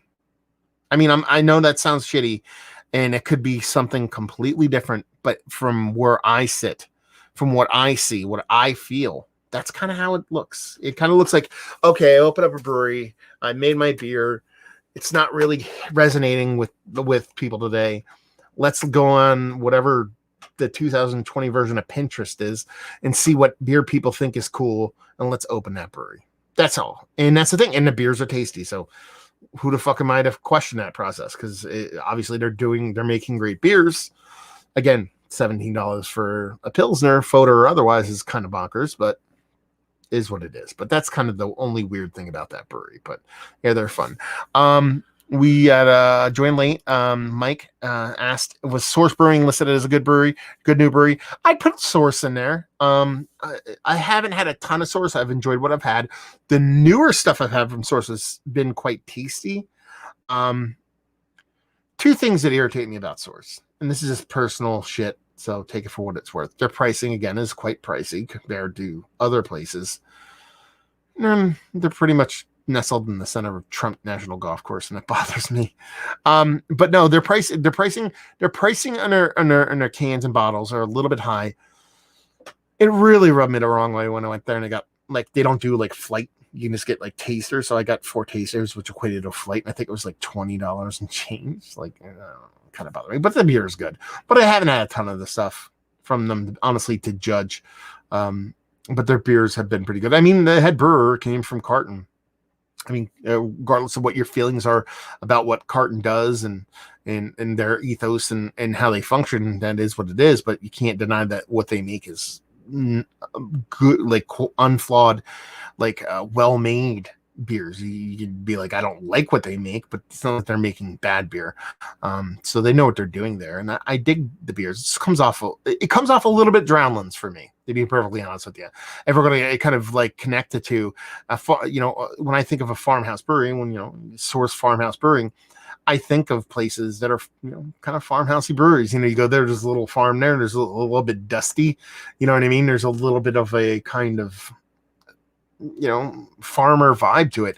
Farmhouse brewing sounds, it feels like when you go there, they found a farmhouse that they converted into a brewery. It has nothing to do, like it was an old farmhouse that sat there that they converted into a brewery. There's no actual farm anywhere to be had.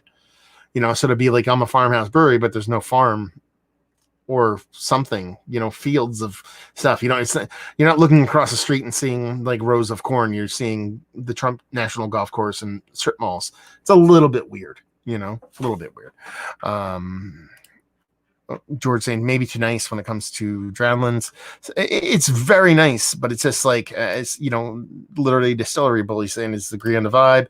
Totally agree with that kind of manufactured thing. Tom, hashtag new I can't even think of my own thing. New money dude, bro, saying he's drinking a New Park right now, a Cloud9. Very cool of you, brother. And feel like saying there are good non-alcoholic microbrew beers, ? There are some good ones, man. I'm kind of curious to try the Lagunitas one. I mean, the big one is Athletic Brewing out of New York, I believe. Well, I think they brew out of Connecticut, but I think their base is out of New York. They make some really decent non-alcoholic brews. A lot of the old school German breweries make some really great non-alcoholic beers, like your Bitburgers and Nose Breweries of the world. Heineken's non-alcoholic beer actually is not that bad. And to be perfectly honest with you, if you're in the mood for a beer and you don't want to have any alcohol, I think Lagunitas Hoppy Water is a really good substitute. It's more like seltzer hop water as opposed to a beer, but it gives you more of a hop presence than most of the other kind of non-alcoholic beers. But it's not beer; it's more like a hoppy seltzer in that sense. But it's quite tasty. And Dan chiming in saying, "Yeah, I've been to Source Brewery, very good beer, but pricey." So there you go. There you go. Well, I'm gonna hang out, chat it up for a couple minutes, see if anybody joins in. If not, then we'll take off. Looks like nobody's a taker on the hanging out thing. We'll see what's what. That was good. 2 hours and 20 minutes in. I have no idea why my camera's shaking. It's absolutely driving me insane right now. I don't know why that would shake. I have this weird suspension system for my cameras. I should prevent it. Oh, I see what it is. You fucking, yeah, whatever. I'm not going to freak out about it. Anyway. Okay, let me close this shit out. There we go. So let me talk about this. Let's get your guys' thoughts on all of this. What were your guys' favorite beers of the year? Or breweries of the year? Or favorite shelfies of the year? I mean, because I know I'll probably miss stuff. I know you've probably had some on your list. I know everybody has different kind of reach as far as where beers comes from. So what do you guys dig on? Like, what's one that I didn't list? Or maybe you can be like, yeah, I really dig that beer. Yada yada yada. What's your favorite now? Tom Davis chimes in and Miss Mosa, which Fox Farm won beer of the year. Fox Farm came in my second favorite beer of the whole year, and it was their Burrow IPA. I didn't want to pick an IPA for Fox Farm. I wanted to pick something different, but it ended up being Burrow. Came in second. It wasn't number one, oddly enough. But I only reserved, a brewery can only appear once on the top 20 list. So that was it. I had to pick one beer from Fox Farm. I wasn't allowed to pick any other beer. Just one. If I was allowed to have, a brewery is allowed to have as many beers as possible on a list, it would have been like half of the list would have been Fox Farm beers. That's honest to goodness truth. They're my favorite brewery of the year, hands down. It's not even close. So they only got one, and it ended up being a hazy, oddly enough. And I think I had there a couple. I had a barrel aged stout on there. I had a table beer. I had a saison. I had a couple other things come through. So yeah.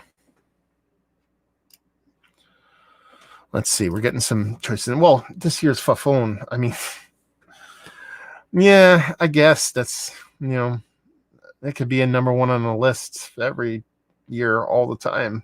I mean, not to be fucked up, but it's like Cantillon. It's like, did I review any Cantillon this year? I don't think I did. Well, what did I do last year? Gambrinus, I think I did last year. I didn't review. I did some Dre Fontaine this year. I didn't put them on the list though. So yeah, what do I know? We have Sean Lindstrom, Tremin favorites were Jackie O's, the Brewery and Revolution.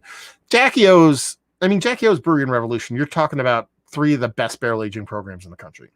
I mean, that's it. I mean, Jackie O's barrel aging program is fucking fantastic. I don't think I reviewed an original beer from Jackie O's this year, did I? I think I re-reviewed some stuff. Skipping Stone, a couple of their beers. I don't know if I did an original, and I kind of kept all re-reviews off of the list. But yeah, I mean, Jackie O's is just fucking fantastic. The Breweries barrel aging program is still epically fantastic. The only problem with Breweries barrel aging program is like they don't do like a 10%. I could be wrong because I don't buy a ton of brewery now, but like everything they do is like 16, 17, 18%. Like I don't want a 750 of fucking brewery barrel aged beer. I just don't want to do that to myself. Let's see. Central Waters is always good. I did a Peruvian Morning this year that was fantastic, and I did a couple other beers. I think there was a couple mystery beers that it would have made this list if I included mystery beers. Tom Dave said solid choice. I need more of that. I'd go Witch Meadow Black with coconut over Burrow.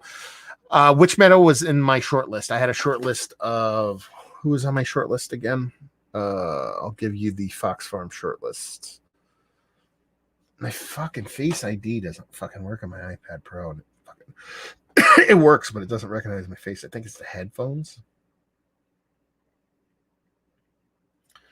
Let's see. Post-COVID cough. Fox Farm, I had Witch Meadow, but it was the coffee and wood one because I didn't have the coconut one, I believe. Verticence and Verona were kind of the ones that were on there for me. And it says... Carrie's BBB, and it says you talk about stouts like there's no tomorrow. Europeans have lambic. We have lambic over here too. I get pretty much all the lambic over here, but I have to have like specific kind of lambic. That's the land a specific way, which Cantillon typically does. I'm much more of a Cantillon over Dre Fontaine kind of guy. I don't like overly tart acidic stuff. I don't feel like I get that from Cantillon as much. Neil Cade chiming in, and Neil, let's put it this way: if I didn't include homebrew in my favorite beers I reviewed over the past year. If I did, Neil would have been on the list. He would have been one of those. He talks about homage. It's their color orange. Sean Lindstrom saying none of what you mentioned is in my area. Cumberland, Maryland does not see much distribution. I mean, the shelfie list, there has to be stuff, but my best of list, half of the stuff in my best stuff list, man, I don't get in my area. Let's see. Revolution, VSOJ, no. Fox Farm, no. Swerves, no. Rev, no. Hot Butcher, no. JW Lee's, yes. Other half, no. Treehouse, no. Southern Fells, no. Grim, yes. Side Project, no. Hill Farmstead, no. Drownlands, yes. Trillium, no. Cigar City, kind of, but not the shit I put on my list. Folksbeer, no. Resident Culture, no. Alchemist, yes, but not what I put on my list. Pariah, no. And 5e Baron, no. So a bunch of the stuff that was on my best things I reviewed all year wasn't on this list, but that's because people send it to me because that's how things work. What's going on, Keith? Not much. Ooh. What's going on? I gotta fix this. Hold on 1 second. I do not hear you. I hear. You can't hear me? I hear you, but it's coming out of a speaker. Oh, I was going to say there is a little bit of an echo. Yeah, I'll fix that. Oh, you know what? I'm gonna let you in on a little tip when it comes to audio video stuff. Yeah. If you plug in your headphones and unplug the speaker, it tends to work a little bit better. I didn't know if you knew that. It's very technical stuff we're talking about at this point. What's going on, dude? Nothing. Just thought I'd jump on for a little bit. So I appreciate it. I'm 2.5 hours in. Did you do everything on one live stream? Yep. Oh. I thought you were going to I thought you were going to like separate them out. No, I'll cut them out of this and re-upload them as separate videos. Oh, okay. But just do one long live stream, and it was really like I'm surprised that I've gotten twice the amount of people watching than I usually do, which is crazy because usually the longer the videos go, the worse, less people watch. But yeah, it was good, man. I just did my favorite shelfies, and I did my favorite 20 beers of the year, and I did my favorite breweries of the year. So yeah, a lot of chatting in between. Comments went pretty crazy, so it's pretty fun. And I'm sober, which is even awesomer because I didn't have time to fucking drink because all I had to do is sit here and fucking talk. So usually I get to the end of this, I'm like, oh, I'm gonna be shitty. No, I feel like as fresh as a daisy. Did you drink at all? Or yeah, I drank one of my favorite beers of all time. Oh. I drank one of these Burlingtons that I picked up locally. Oh. Are those somewhat fresh? Yeah, this Burlington was canned. If you ever want to look for the dating, they're stamped, but like really hard to see. See that kind of thing? Oh, yeah. Yeah, they're really hard to see. This was canned on the 8th of December. Oh. Yeah. 3 weeks so less than a month old. And I'm just finished my first pour of this. So really I've drank 2.5 beers or 3 beers over 3 hours, which I think is usually I drink 3 beers in 30 minutes.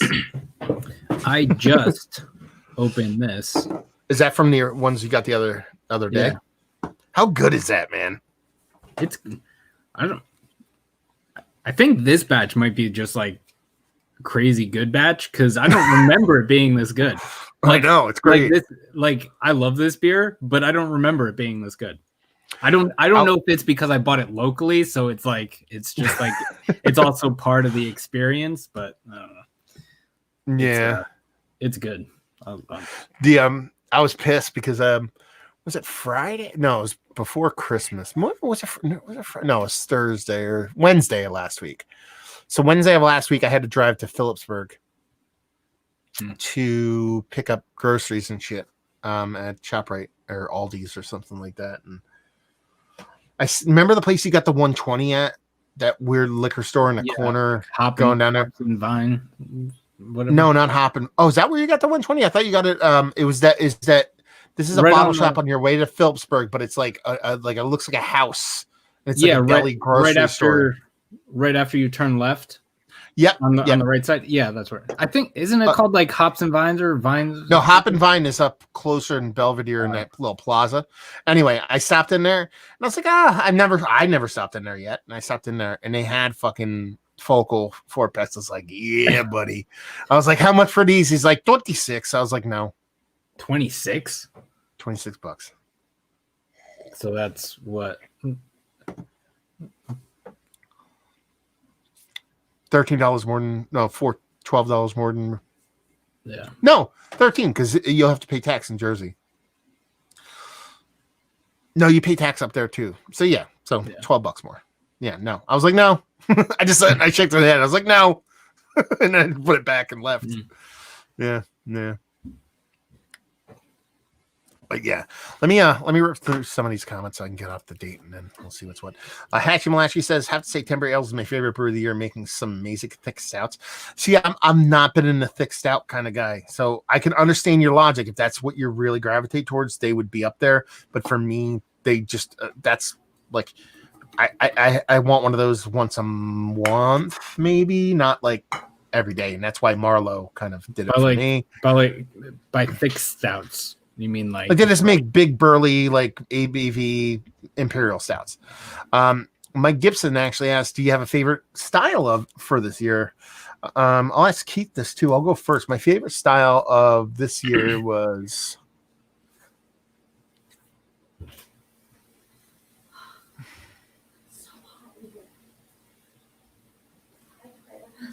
I like. I don't know. It's hard to choose. It's like asking your favorite baby.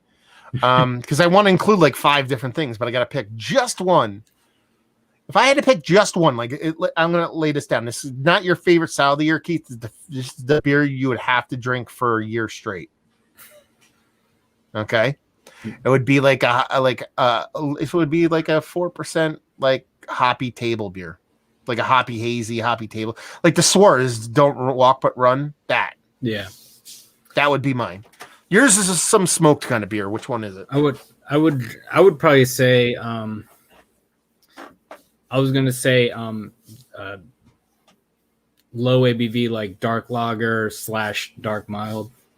I've been really feeling those this year. I mean, like all the time, like I love those all the time, but like this year I've just been like probably more towards the dark lager this year. Yeah, that my favorite shelfies of the year, the OEC lager made the list. I like the blonde better than the dark, but yeah.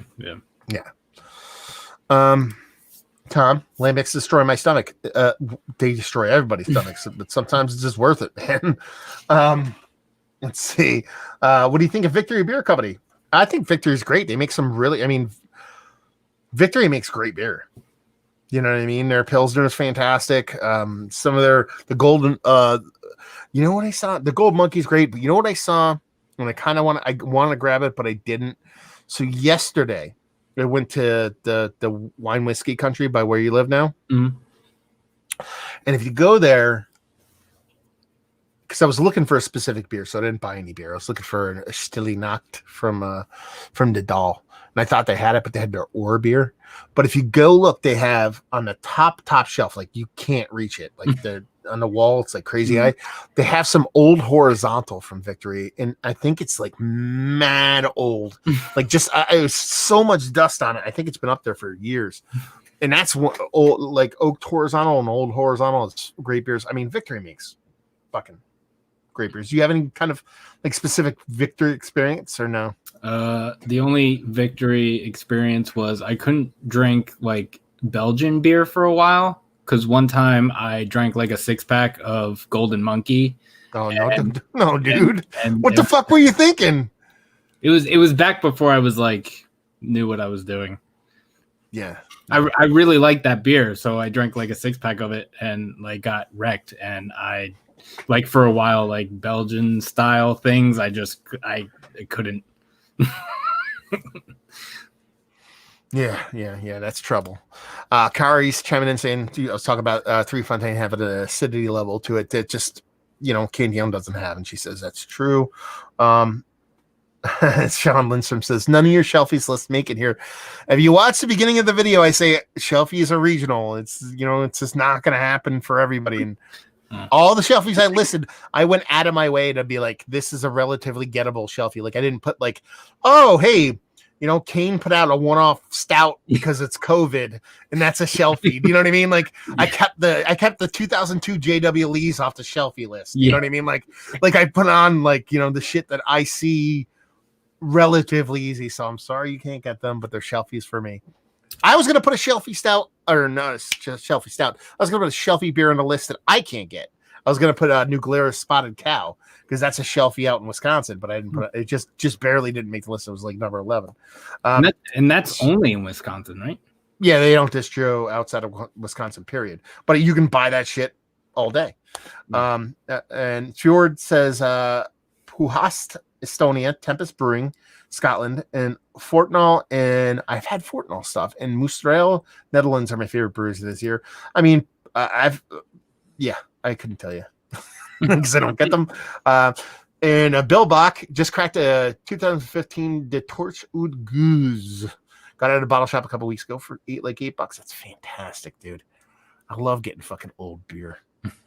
Tiddly Nitro and Fox Farms Dark Mild. I think. Did I review the Tiddly? He gave me a Tiddly. He just gave me a Tiddly. Maybe I will grab that and drink that online right now. I think that might be fun. I think you did because I think one time I went over and you were like, I just reviewed this and I had a little. No. But did I already review Tiddly or did he give me another one? Because I know you're talking about it. I had the base and the Nitro. Yeah. I thought you reviewed know, it. Right? I'm going to tell you in a second. Calm down, Keith. Relax. So how's Hackettstown life treating you? It's fun. It's yeah, good. I did the base and a nitro. I think you gave me one of those. I might have to open that now. Didn't you do those side by side? No, remember? Because I reviewed it and then I was giving it to you, and you're like, "This is different than the one that you reviewed." And I went, "Wait a minute! Oh shit! Okay, I'm keeping it." Remember that? Yeah.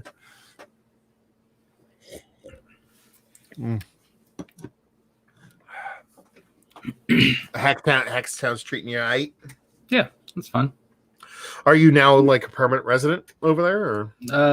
No, maybe. I don't know. It's still in like the transitional stage. Yeah. Yeah. Okay. Fair enough. But yeah, it's nice actually being close to things. That's awesome, dude. I'm not gonna lie, man. When I lived, that's the one best thing. When I lived like in like Wilkes-Barre and shit, wanted to get anything, you know, like I would go to like my morning coffee spot was Wegmans because I would drive by it. You know what I mean? Like it was just like fucking fantastic. You need anything at any time, it's always available. Yeah. So do you have any lists? Did you do any of that shit or no? No. We that's what I expected. Katie got a record player for Christmas, so we went out and bought some records. And you sent the link to the live stream right as we pulled up outside. I did see your thing in the chat earlier, but I was like, we were out, and I was like, not. Where did you go? We records. To, there's a record store. It used to be in the Phillipsburg Mall, but then they moved to the Palmer Park Mall. It's called Spin Me Round. It's a record store. What's the one in Allentown? Double Decker. Yeah. Yeah. We're gonna. Is that still around? Yeah. Is Jukebox still around in Stroudsburg? Yes, but they just closed because Tom, the owner, was exposed to someone who tested positive for COVID, so they're closing down for a few days to make sure that everything is okay. And good on them. So yeah, what'd you get? What'd you pick up? She mostly picked up some things. I'm not even sure. I know one of the things is a Messenger, whatever. Yeah. How do they say their name? Messingers. Yeah, Messingers. No G. Yeah. And I just got like 1 7-inch from some band.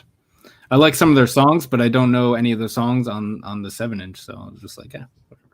Whatever. What kind of record player did you get? Like new or old? New. Her dad got her. It wasn't the one he wanted to get her, but I guess it was the only one available. It's the Crossley like suitcase, the travel one. It's fine. Okay. We've used it. It's fine. It works. So it works well.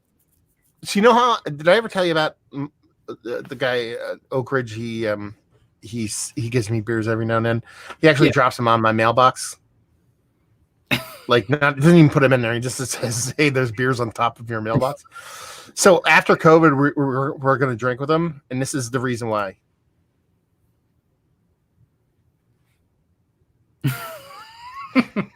He fits right in. Is basically what I'm saying. So. I think on the shelf next to the desk where I did my reviews, there's probably like 20 cans, 20 empty cans, a couple bottles. You know, I have like 70 back there, but that doesn't count. They're organized. Yeah, that's on purpose. Not bad. That's not being a lazy fuck. Actually, you know what the best thing? And I wanted it for so long, but I actually got it for Christmas. Someone got me one of those can crushers. Oh yeah. I've wanted ones for so long, and it's like now I don't look like I drink as much because the empties take up such less space. I'm like, this is awesome. They are convenient, and a space saver is what environmentally friendly. Yeah. Doing my part, trying to be John Kimmich. You know? Oh shit, Kimmich. Sorry, God forbid I say his name wrong every fucking time. What are you up to? What are you up to for tonight or the week or whatever? We should definitely dive into some beers before my fucking vacation is over. Yeah. Yeah, well, I was gonna get together with you today, and then I remember that you were doing this, so I was like, I guess. Okay. I guess you don't want to drink 4 barley wines right before you go live on I YouTube. don't. Everybody in the chat does. They're like, "What are you talking about, motherfucker? We want you to be rip shit drunk." So maybe next weekend. I don't think I'm doing anything next weekend. Are you working this week? I think so. Yeah. I think Tuesday, Wednesday, Thursday. So maybe Thursday after work, maybe. I ain't got shit to do till fucking January 6th. I go back to work, buddy. I am nothing. A week and a half from now, I go back to work. I have nothing to do. I'm just doing cleaning and doing baby shit, baby prep. That's about it. Yeah, that's what I've been doing. Doing a lot of cleaning around here. No. I'm gonna go grab a beer real quick. Okay. I'll be back. Entertain the fellas and ladies. Hello, everyone. I'm tired today and every day. I hope you all had a good holiday and stuff. Hope you're staying safe and whatnot. But yeah, so this is fun. This is my first beer of the day. I'll probably have a few more, maybe. As some of you know, I have a channel called 93 Lumber. And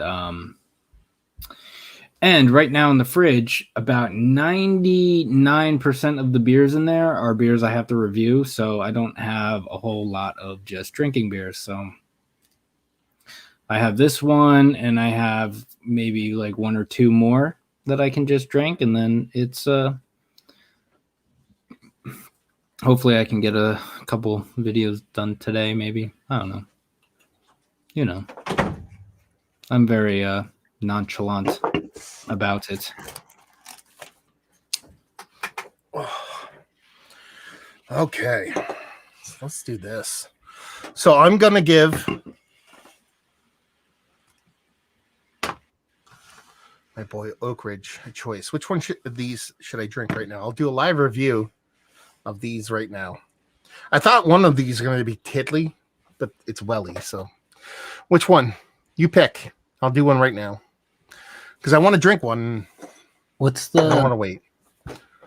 So you have Welly, which is a English style best bitter at 4.6% alcohol by volume. Very nice. And then you have I would do dark lager. Quiet Night, which is a Czech lager. Dark lager. Actually, I would do the best bitter and then give me the dark lager. That's what I would do.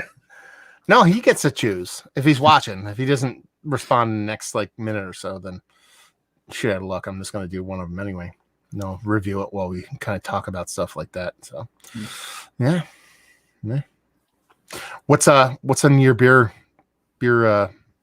cellar, beer closet, beer fridge right now? Do you have anything that you're just looking to upload, looking to have fun with, looking to drink, or is it just drinking booze? There's a couple beers that I think Katie and I are going to do a couple beers tonight. I might do a couple. But it was Katie's friend's birthday the other day. So we went to the liquor store right up here and bought some 4-packs, and they had a Grim beer that is a dry hop sour ale with spruce tips. And that's kind of is that little bottle that was in the cooler? No, it came in a 4-pack. It was cans. Oh, Super Spruce. Is that what it's called? Maybe. I don't know. Yeah. I think I reviewed that before. It's like a bluish green label. Maybe. I know I've had a Spruce Tip double IPA. You said it's a sour though, right? It's a sour, yeah. What was that beer that I did then?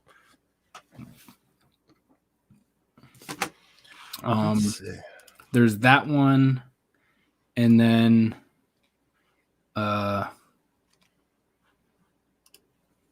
think there's another one. I did the last box that Kyle sent me. There was Interborough's 4th anniversary double dry hop triple IPA. I reviewed that, but I think there was one other one that I was interested in or looking forward to in there, but I don't remember what it is. And then I'm curious about that Hop Butcher that you gave me because of how I feel about milkshake IPAs. Okay. Oh, okay. What was one of the other ones you gave me? Was one of the other ones you gave me interesting? What was it? You gave me that Hop Butcher. You gave me the Genesee Honey Brown, and then there were 2 other ones. I honestly forget what I gave you. You gave me that Ross Brewing or whatever. That. Oh yeah, their amber lager. And then there was one other one. I don't remember what it is. I could go look, but I don't feel like getting up. So this is the one. I think this is the one that you might be talking about. Is that it? Yes. Okay. Yeah, it's a super spruce Berliner style spruce tip sour. Yeah. I think the can just says sour ale, but Berliner. Yeah. I think I remember really digging that beer. Yeah, I don't remember what was the other one. What else did I give you in that 4-pack? So it was the Honey Brown. What else did I give you? The Honey Brown. Oh, the fucking the brewery that you gave me beer from, the Grisette, Old Heights. Oh yeah, you gave me huge double IPA or whatever. Yeah. That one I'm interested in because I have enjoyed everything I've had from them. So I am curious, but when I went and picked up beer, I didn't pick up any like IPAs or anything. I picked up the Black is Beautiful and I picked up the Grisette, and I think I picked up one other beer or I think I just picked those 2 up, but I really liked those. Okay, so maybe I like the 2 beers from them, and I was excited to try more, is what I meant to say. So which one should I do? Because he's not answering. He said he's going to give you a can of lager, but... Oh, no, he picked Welly. Sorry. I didn't see that. I thought he said, Keith, I'll give you a can of... He said, do the Welly, but Keith, I'll give you a can of lager. So let's do this live. I love doing live reviews. Thank you, Oak Ridge. I am very appreciative of that. Yeah, he's like the most beautiful fart in the wind. He just like literally like he'll be like, I'm dropping off a box in an hour and via email, not even text. And then like I'll check my email and be like, there's a box of beer on your Do you check your email every day? Is it like I check my email a lot, but it's not like text. You know what I mean? And I'd be like, there's a box, and it's not like he put it in the mailbox. It's like literally there's a box with my name, Matt, written on it, and it's just sitting on top of my box full of Fox Farm. And it's like, yeah, whatever. I'm like, yeah, I guess it's how Fox Farm. That's how you deliver Fox Farm to people. That's kind of how it works. So we're talking about a best bitter. I like the name best bitter. Best bitter to me sounds like almost like a prize that the dog wins at the best of show, but he's not like the best dog, but he's the best dog. Like they're like, yeah, he's not the prettiest dog, but he's the coolest dog at the show. He's the best bitter. You know what I mean? Like he's just like he's a little angry, a little surly, but we couldn't really judge him properly, but he was kind of cool. Yeah. So that looks like sun tea. Yeah. Like if you actually made iced tea in the sun, like put it in the tea bags and the thing in the window and let the sun actually like brew the tea for you. It's exactly what that looks like. Is that? It looks a little darker than I was expecting, right? No, that's spot on. I mean, here, let me turn on my. Maybe it's a little darker on camera. Or let me turn on my fancy light, see if that helps. Not really, but yeah, it just has this nice glow to it. It's definitely like kind of like iced tea, like powdered iced tea. on my end of things. So talk about a little bit of bitterness on here, so you can get a nose without snorting stuff. Keith, you would hate this beer. I knew You'd hate it. That's why I wanted you to drink that one and give me the other one. Because I knew that beer was garbage. It's garbage beer. It does smell like. It smells like, it's like totally like a slightly placebo effect. It smells like tea. Smells like bread tea. Like if you're baking a loaf of bread while steeping a tea bag. I know you hate that. I know that's exactly what it smells like. And it honestly kind of like comes off a little casky. Like a lot of these beers I'm so used to drinking on cask, or at least like a hand pull, something along those lines. And that's kind of how it comes off. It's not overtly bittering. It's not overly sweet, but all the bittering is like that, like English style Kent Golding level kind of bitterness. Let's dive in.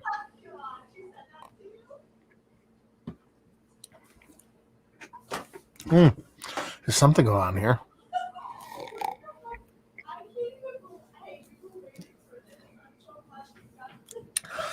The first thing I really get is like Katie yelling in the background, but after that, it kind of softly drowns off into this tanning. No, it's okay, dude. I'm just fucking around. Well, I was like, I think they can hear her, and I was gonna. It's got this cool nutty thing. I like it. It's like a slightly nut bread in combination with that kind of like it's like that bread you took that bread, that base brown bread, add a little nuttiness to it. A tea bag thing doesn't come off as crazy in taste as it does in mouth, but I'm following it with like a Belgian double. So maybe I'm just kind of not really all the way there. It's really just an excuse for me to drink this beer without having to wait to film a review. That's really what's going on right now. But the mouthfeel is cask level mouthfeel. It's fucking awesome. It's what you want, man. This is the shit that you and I want. Like I don't want to speak for you, but I love like hazy IPA. I love a big, huge burley stout. Like I love that shit. Like I'm not gonna poop on it. I know you can kind of like fuck IPAs, but oh no, I don't know. But this is like I want to drink. Let's put it this way: if I'm gonna have a session, I'm gonna sit down and watch sports, play video games, watch a movie. I want 4 of these, one of those. 4 of these, one. Yeah. You know what I mean? Like, I want to have a couple of these, and then throw me that fucking heater down the middle. Yeah. That's some crazy weirdo beer. Then I'll drink a couple more of these, and okay, let's jump into that other one real quick. Yeah, it's delicious. And honestly, like when I talked about my favorite breweries, I like Fox Farms #1. It's not even close. It's like not even close. Like. I don't even think I bet Swerve's of my favorite breweries this year. I thought I might have fucked up. But yeah, man. We gotta go there. What, Fox Farm? Yeah. Sorry. I'm not intentionally listening to that conversation as well. Why is it about you? No, I just can hear. I can just hear it as well as I can hear you. Fair enough. But yeah, once COVID fucking lifts, man, we should just we should get like the cheapest Airbnb possible, buy there, and just go there and sit when they open, sit down and just don't leave. Like just drink until they close and just be like, okay, we're leaving, and then never go back. Be like, what the fuck just happened? What happened with these people? They just came for a whole day and. Yeah.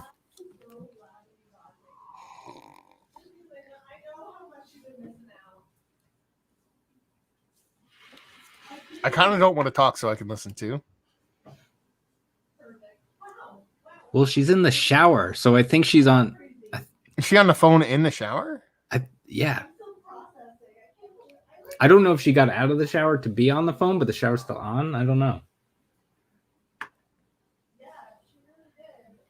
Anyway, while Keith audibly spies his / roommate comments. Claude Diamond, if that dude does not play guitar, I don't know who doesn't.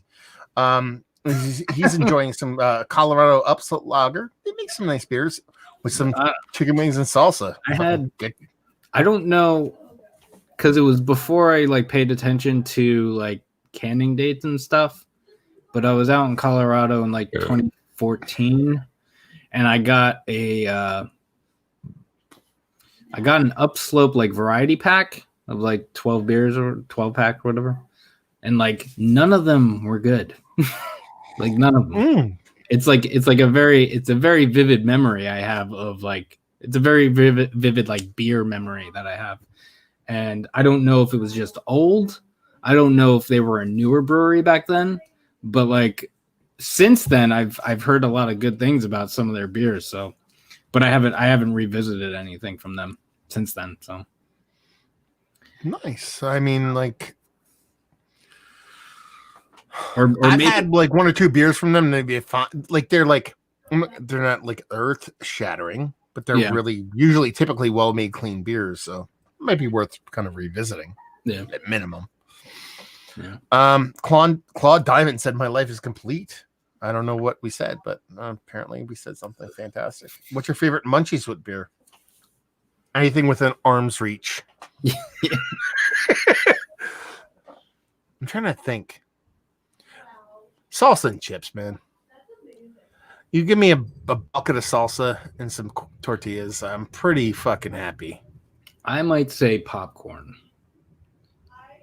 because that's what I make as a snack the most.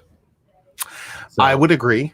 Until about 1.5 years, 2 years ago, to where I fucking drunkenly cracked a tooth on a fucking unpopped kernel, and now it's just like I'm scared to eat popcorn while I'm drunk. So that's the only reason why I won't do it.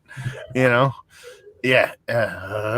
Well, it still hurts thinking about it. And then Frio actually says Fox Farm, one of the best newer breweries, no doubt. In District 96 has been killing it as well. I agree wholeheartedly. I haven't actually drank a ton of District 96 only because I don't travel out that way as much as of late, and they don't distro. Yeah. But they wouldn't make the list of newer for me because I've been chugging their beers for a couple of years already. So it's like I can't put them on that list. You know what I mean? Like, it's not necessarily, when I say the best new brewery, it's not the newest brewery in the world. Like some of the breweries I put on my list were, like KC Beer Co. out of Kansas City. They've been around for a while, but I've only had them for the first time over the past year, so they're new to me. And that's kind of how the District 96 rolls in the opposite direction, is that I've been drinking them. Like, I got married, 2.5 years ago, and I had a keg at my wedding. You know what I mean? So it's like, it still wasn't my first beer from them. I've been drinking them so much, I wanted one of their kegs at a wedding. So that's why they wouldn't make that list for me. It was just because I love them, and they're not new. And Sword says, it seems to me that the Hop Sabro was very popular this year. See anything new for the next year? I don't. I've seen. I had that one IPA from Conclave that had an experimental hop in it, but it didn't have a name yet, so I don't know. I've seen a few beers with experimental hops, so I don't know if any of those are going to get named and be the next big thing. That is what I'm talking about. So I got a couple hop butchers in here, and I'm trying to see if any of them have one of those hops on them. They don't. And that's what basically Keith kind of said what I was going to say, which was basically like, there's a bunch of breweries that instead of saying experimental hop, they'll put that hop number on there, like SMB-483 or some shit like that. Like, I think a lot of breweries are going to be doing that with hops. I think a lot of old school hops are going to make a return. You're going to see a lot of C's, Chinook, Cascade. Those kind of hops are going to make a return. And dare I say, some of the older, even like kind of English hops, your Kent Goldings, your Fuggles, those kind of things. We'll see who's going to do it, but if they actually make those, people make those kind of beers, you might be seeing those kind of hops. Styrian hops from. Go ahead. Are they going to start dry hopping IPAs with Fuggle? Yeah, I want. Why not? But I heard of a lot of variants of hops coming out of, and this is mostly from the UK guys, European guys. It's a lot of like variant hops. coming from like Czech Republic and out west, European West, or no east, eastern part of Europe with all kinds of fun stuff. So it'll be fun. But like even Kyle Johnson says, he's like those HBC 342 type deals are popular now, and that's basically what I was talking about. Is that like everybody's like. Experimental hops used to be a thing where it's like we try it and see if it's good. It almost seems like people are calling out the experimental numbers because it's kind of a fun thing to throw on your label now. Like our hop's so fucking new, we don't even know what it's called yet. You know what I mean? So that's that one that Conclave used in that beer was really good. It had this like wood thing, like it was real weird. It was. I don't know how they do that. I don't understand, but yeah, right. We don't have to understand, man. Yeah, it just has to be delicious. That's all that fucking matters. All right, hold on. I'm just gonna go grab another beer. I'll be right back. You got it. So we're probably getting close to the point where we're gonna wind down. We're at just over 3 hours now. 6 o'clock. Probably gonna want to hang out, watch a couple things, and then Mike from Nerd Sense fucking dives in. So now everything's fucking off because this motherfucker ruins everything. What's going on, brother? Oh, you're drinking old beer. What do you got there? I'm drinking an old, not old. It's goddamn this thing. Sam Adams. That's what I'm saying. Like not old as in dating, but old as in old brewery. Yes. Can we sit here and just be quiet while you try to open it? Is that thing we can do? We can talk. It's just being pain in my butt. How's everything going, man? Good, man. It was a great day. Yeah, live stream went fantastic. Live stream went amazingly awesome. Like I kind of half-assed it at the beginning and figured, oh, okay, this will work. And I talked with nobody else for 2 hours straight, and it didn't sound like a complete asshole. So I don't know how I managed that one, but yeah. I can't do 3 minutes. Yeah. Yeah, great. It's actually probably the most popular video I've ever done. Really? Like as far as total like views, like actual like people like viewing it. Like right now there's like 25, 26 people watching, but I got up into like the 50, 60 range at one point, which is pretty cool. Which is a lot for me. Yeah. I know a lot of people do better, but hey, I do me, you know. If Sean and I do a live stream, we get 3 or 4 people. So I think that's pretty great. Yeah. What's going on, man? What's your day like? I'm chilling. We just went and picked up a few groceries and things like that, and now I'm back home. So I mean, it's the last day of my vacation, so I've kind of not wanted to do anything, just be lazy, you know. Hey, Mike. I'm okay. How you doing? Good. How are you? I'm real great. I had a really, really great couple of days. You know, it's been fantastic. Like that stretch from Christmas Eve till now has been pretty fucking awesome. Yeah, I feel like I mean, at least amongst my friends, it seems like it's been a good few days for all of us. So, you know, after the year we've had, I think we all deserved a few good days. Also, I have to get off of here in a minute, but when I was in the fridge and got a beer, I remembered I got this barrel-aged bourbon stout, but it's non-alcoholic. So going back to like beers that I'm curious to get into. This is where the fuck did you get that? There's this brewery in California that does non-alcoholic beer, and they I tried to get this. They did a batch of this like last year or earlier this year, and I missed it.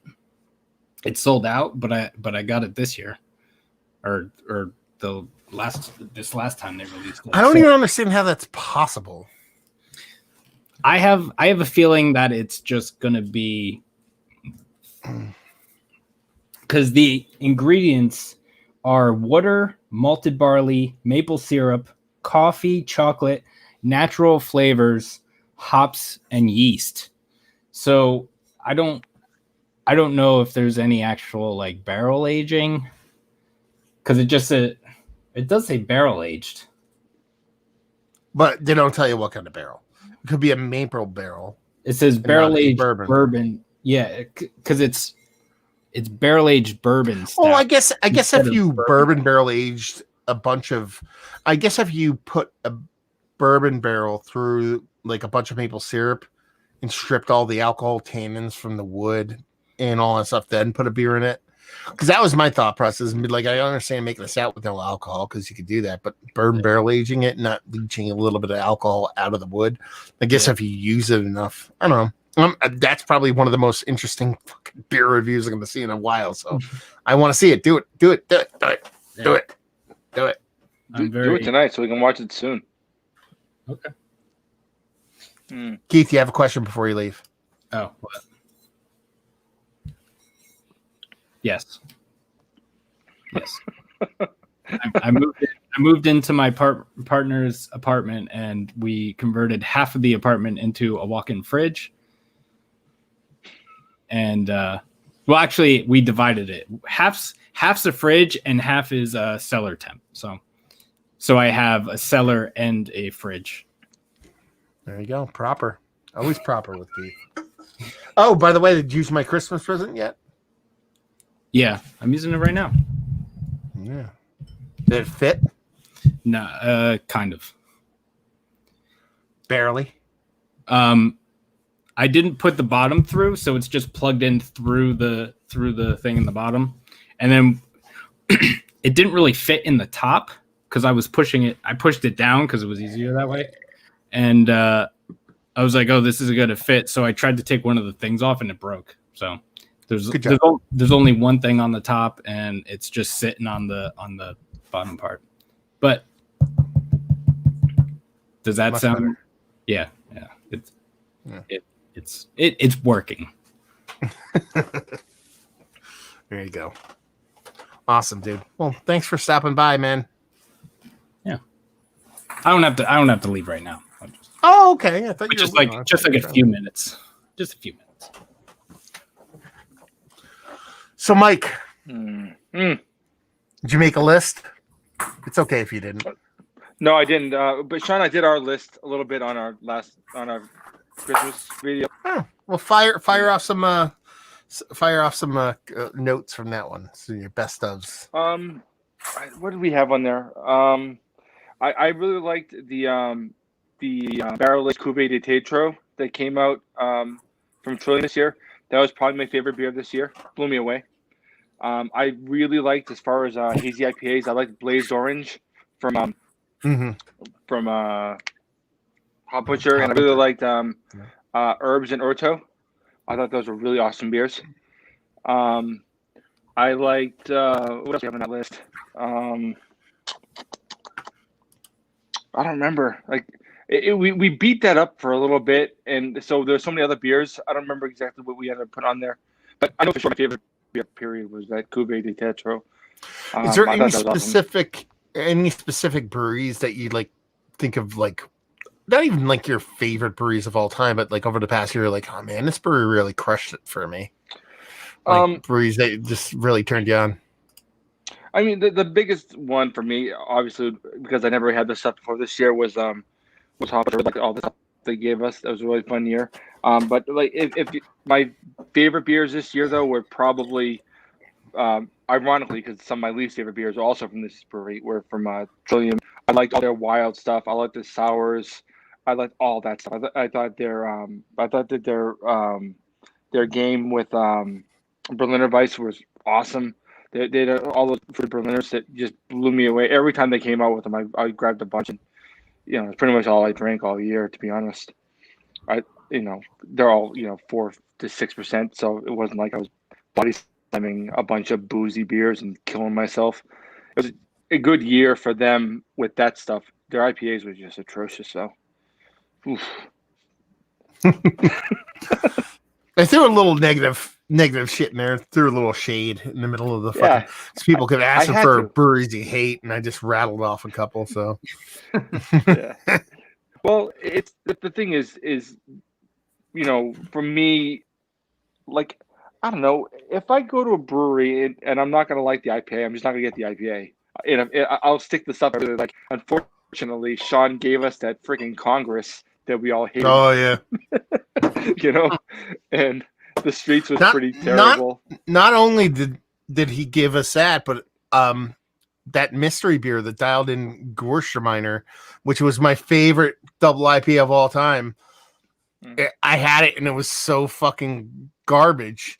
And it's like falling in love with a band when you're fucking in high school and eventually seeing them like 15 years later and them being a dick to you. I was like, why you gotta ruin my memories like that, son? And be like, I loved you. Like you meant something to me. So yeah, it was definitely a off year for the hazies when it came to Trillium. I actually had one of those Gewürztraminers really recently. After 8 months, it was okay. Not great, but okay. Yeah, you had it on Just needs just a little time. 8 months. You had it on the live stream the other day, right? Yeah. Yep. I mean, it didn't rock me. You know, like some of the older dials in, they were awesome, like really awesome beers, and God, they got fucking bad so quick. Jesus.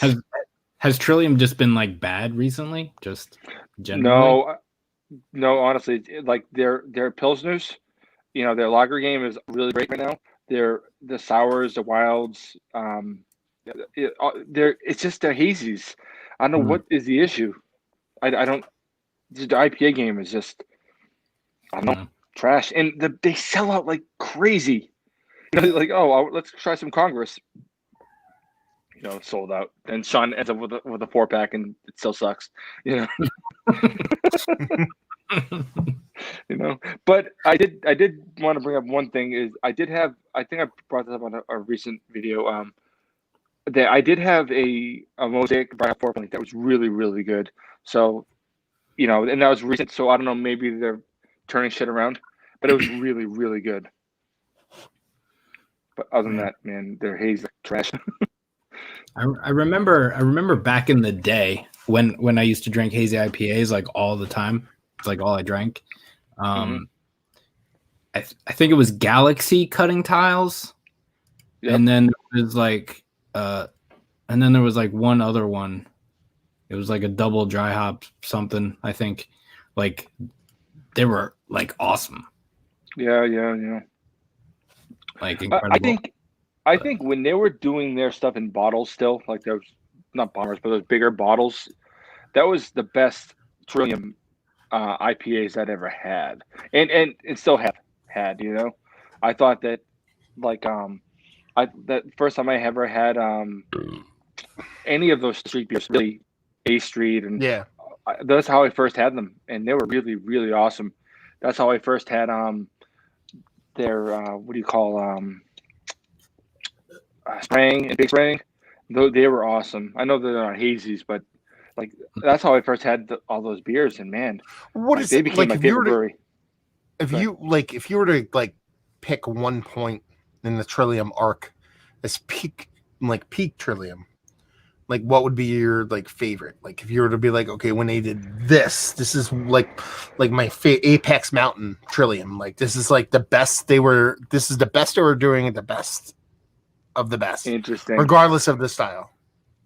Interesting. I don't know. I would say like when I felt like their beers were bulletproof, you know, like where they weren't coming out with anything I didn't like, was pretty much right at the end of their distribution of bottles to switch over to cans. You know, like they've had great stuff since, but they've also had like really big bombs. But if you swing for the fences every time, you're gonna miss. Yeah. Too, you know. Yeah. But like as far as like, you know, the point when every time I had a Trillium that I'd never had before, that just blew me away. It was right around that time. You know what I mean? I remember. Go ahead. Oh, continue. No, I was just gonna ramble. Don't worry. I remember the first time I went to Trillium in Canton. I like bought a bunch of stuff, brought it back, and I got the bomber of, I think it was heavy metal. Yep. And I didn't drink it for weeks. Like it sat in the fridge for weeks, and it was awesome when I did finally drink it. So that's I'm not a huge fan of Trillium these days, but like I do have some fond memories of them back in the day. Matt, what do you My, think as far as your point? My favorite it was probably not a year and a half ago, maybe year and a half ago, 2 years. It's not necessarily the series, but when this series came out is when I was like, okay, this is my favorite time. Was when they first started the Little Bird series. Like it seemed like everything was good. Like the Little Bird series was new, so I was getting all these tiny little pale ales and stuff, and it predated the lager Kolsch thing, but they threw in a little bit of that into the Little Bird series. But their stouts were really awesome, and their hazies were really fucking fantastic. Like there's some Little Bird series I was like, yeah, it sucked. Even some of our reviews is when I'm like, yeah, I don't like it, but for the most part, it was just different, but right where I like beers to be, and absolutely fantastic. And then the hazies were still fucking fantastic, and the stouts are great, and all that kind of stuff. So that's probably I want to say it's probably like mid to late 2018 is kind of like when it was like wheelhouse for me. Did they ramp up their Little Bird series? Because I remember that first time that I went to Trillium, they did have, because one of the beers that I got was also the Little Bird series, but it was also in like a bomber. And it was like a pale ale or something, whatever it was. And that was really good too. See, I only remember having a Little Bird series. Let me see what my earliest review is. For the sake of conversation.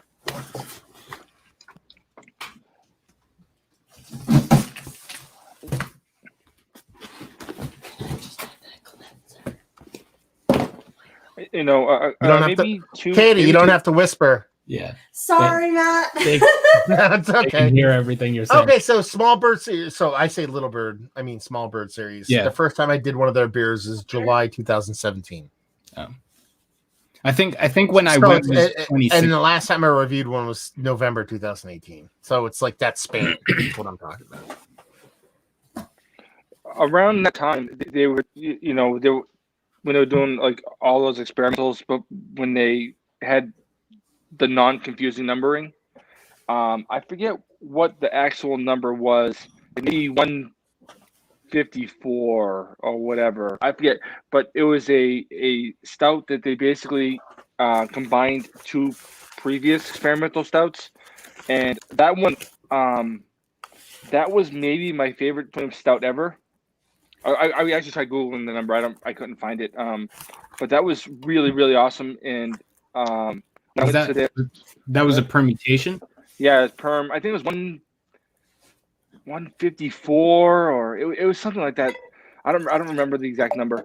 But I know it was like whatever the number was the combination of the two numbers that they basically combined. Like 70 and 70, whatever it was. I don't know. I don't remember. But I know when I went to the Trillium party that year, the party was a mess. It was horrible, really, really bad setup. They dropped the ball big time on it. But they had that on draft, and I already had before. But I'll have another one on draft. But there was all these breweries that all these, they had a bunch of other breweries there that did beer, that gave them beer for this little party. But I got like 3 more glasses of it. It was that good. Like a powerful alcoholic stout. I think I had like 3 or 4 glasses of it because it blew me away that much. And it's around the time that Matt was kind of referencing as far as his peak Trillium stuff.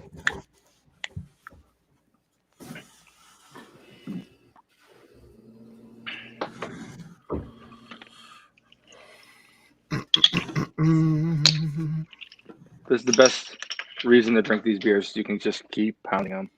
Twisties, just rip them. Is that Sam No, Adams? I have a bottle power, but it's also not like high ABV. It's like 5% something. 5.8. Taking a pee. I'm taking a pee. You guys yourself, sir. Do your thing. Yep. Have you had this yet, Keith? Is that I have not. Is that a new beer? Yes. I mean, I don't know how new it is. This is the first year I think they've had it, but it tastes like other stuff they've done. It's not like, it's not brand new. But the reason why I bought this, and this is the second time I bought it this year, you know, is when I was first getting into craft beer in a big way. Sam did their 4 seasonal beers, Mm. and the spring was a white ale, and Oh. I missed that beer. Like every time it come out, because especially when I was in Hawaii, it was weird. Like the winter lager would be like out right until like the beginning of April, and then the summer ale would be the middle of April. So you had like a 2 week spot by spring ale. Yeah. And I would I'd buy like maybe 4 or 5 cases of it and leave it in my closet, and then I would just drink it over the course of a few months. And this is a little different because it has spices. It's, I don't know, some clove or something in it, but it's just nice to have that sort of old, even if it's not great, but that old beer that I like. All right. I haven't had Samuel Adams in a while. But Taco. The cherry wheat was the first like craft beer that I had, quote unquote. It was cherry wheat and Blue Moon. And I saw cherry wheat in the store the other day, and I was like, I wonder, maybe I should buy it and see if it's still what I remember it being. Are you saying you don't like it, or it's not what it used to be? Last time I had it, and I don't remember if I liked it prior, but I do know the last time I had it, I was in San Diego, maybe like 2010, 2011, and it was so bad. It was like medicinal Jolly Ranchers, kind of, to me, anyway. Yeah. Maybe it was good. I didn't like it. I thought it was terrible. And Yeah. I was talking about how much. Go ahead. The first time I would have had it would have been like 2008, I think. Okay. There we go. So I don't know. I don't remember it being. Yeah, like the way I remember it, because I've never really liked super sweet things and stuff like that. So like I remember it being like just enough cherry, not like too abrasive or anything like that. But yeah. Well, fair enough. Maybe I don't remember it correctly. I was very drunk those years. In the Navy, they make it nice and miserable, so you drink a lot. Yeah. I don't know from personal experience, but I do know other people who have had similar experiences. That works.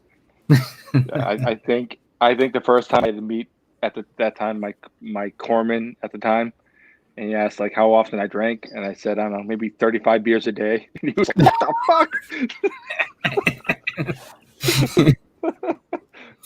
But it was, it wasn't these beers, They were, I guess Sam Adams probably, but it was also like a Red Stripe. I think I was drinking at the time. Bunch of bad beer, but there's a lot of it.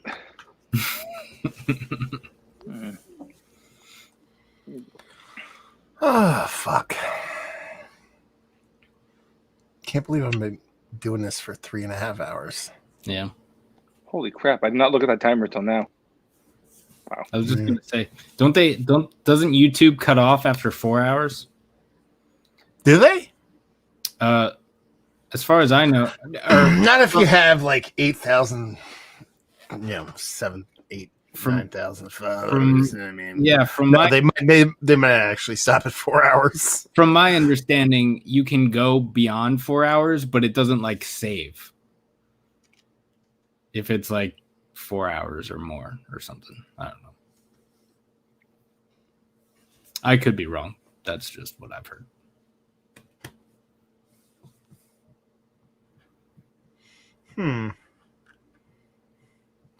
Looks like 12 hours. 12 hours? I thought it was a little shorter because I know that like there's a reason why Rogan was only doing like 3 to 4 hour shows. Yeah, see, if your live stream is less than 12 hours, YouTube can automatically archive for you. This option applies to all types of live streams. Automatically resolution. I don't know. I actually don't know. This is the longest I've ever gone, I think, for a live stream.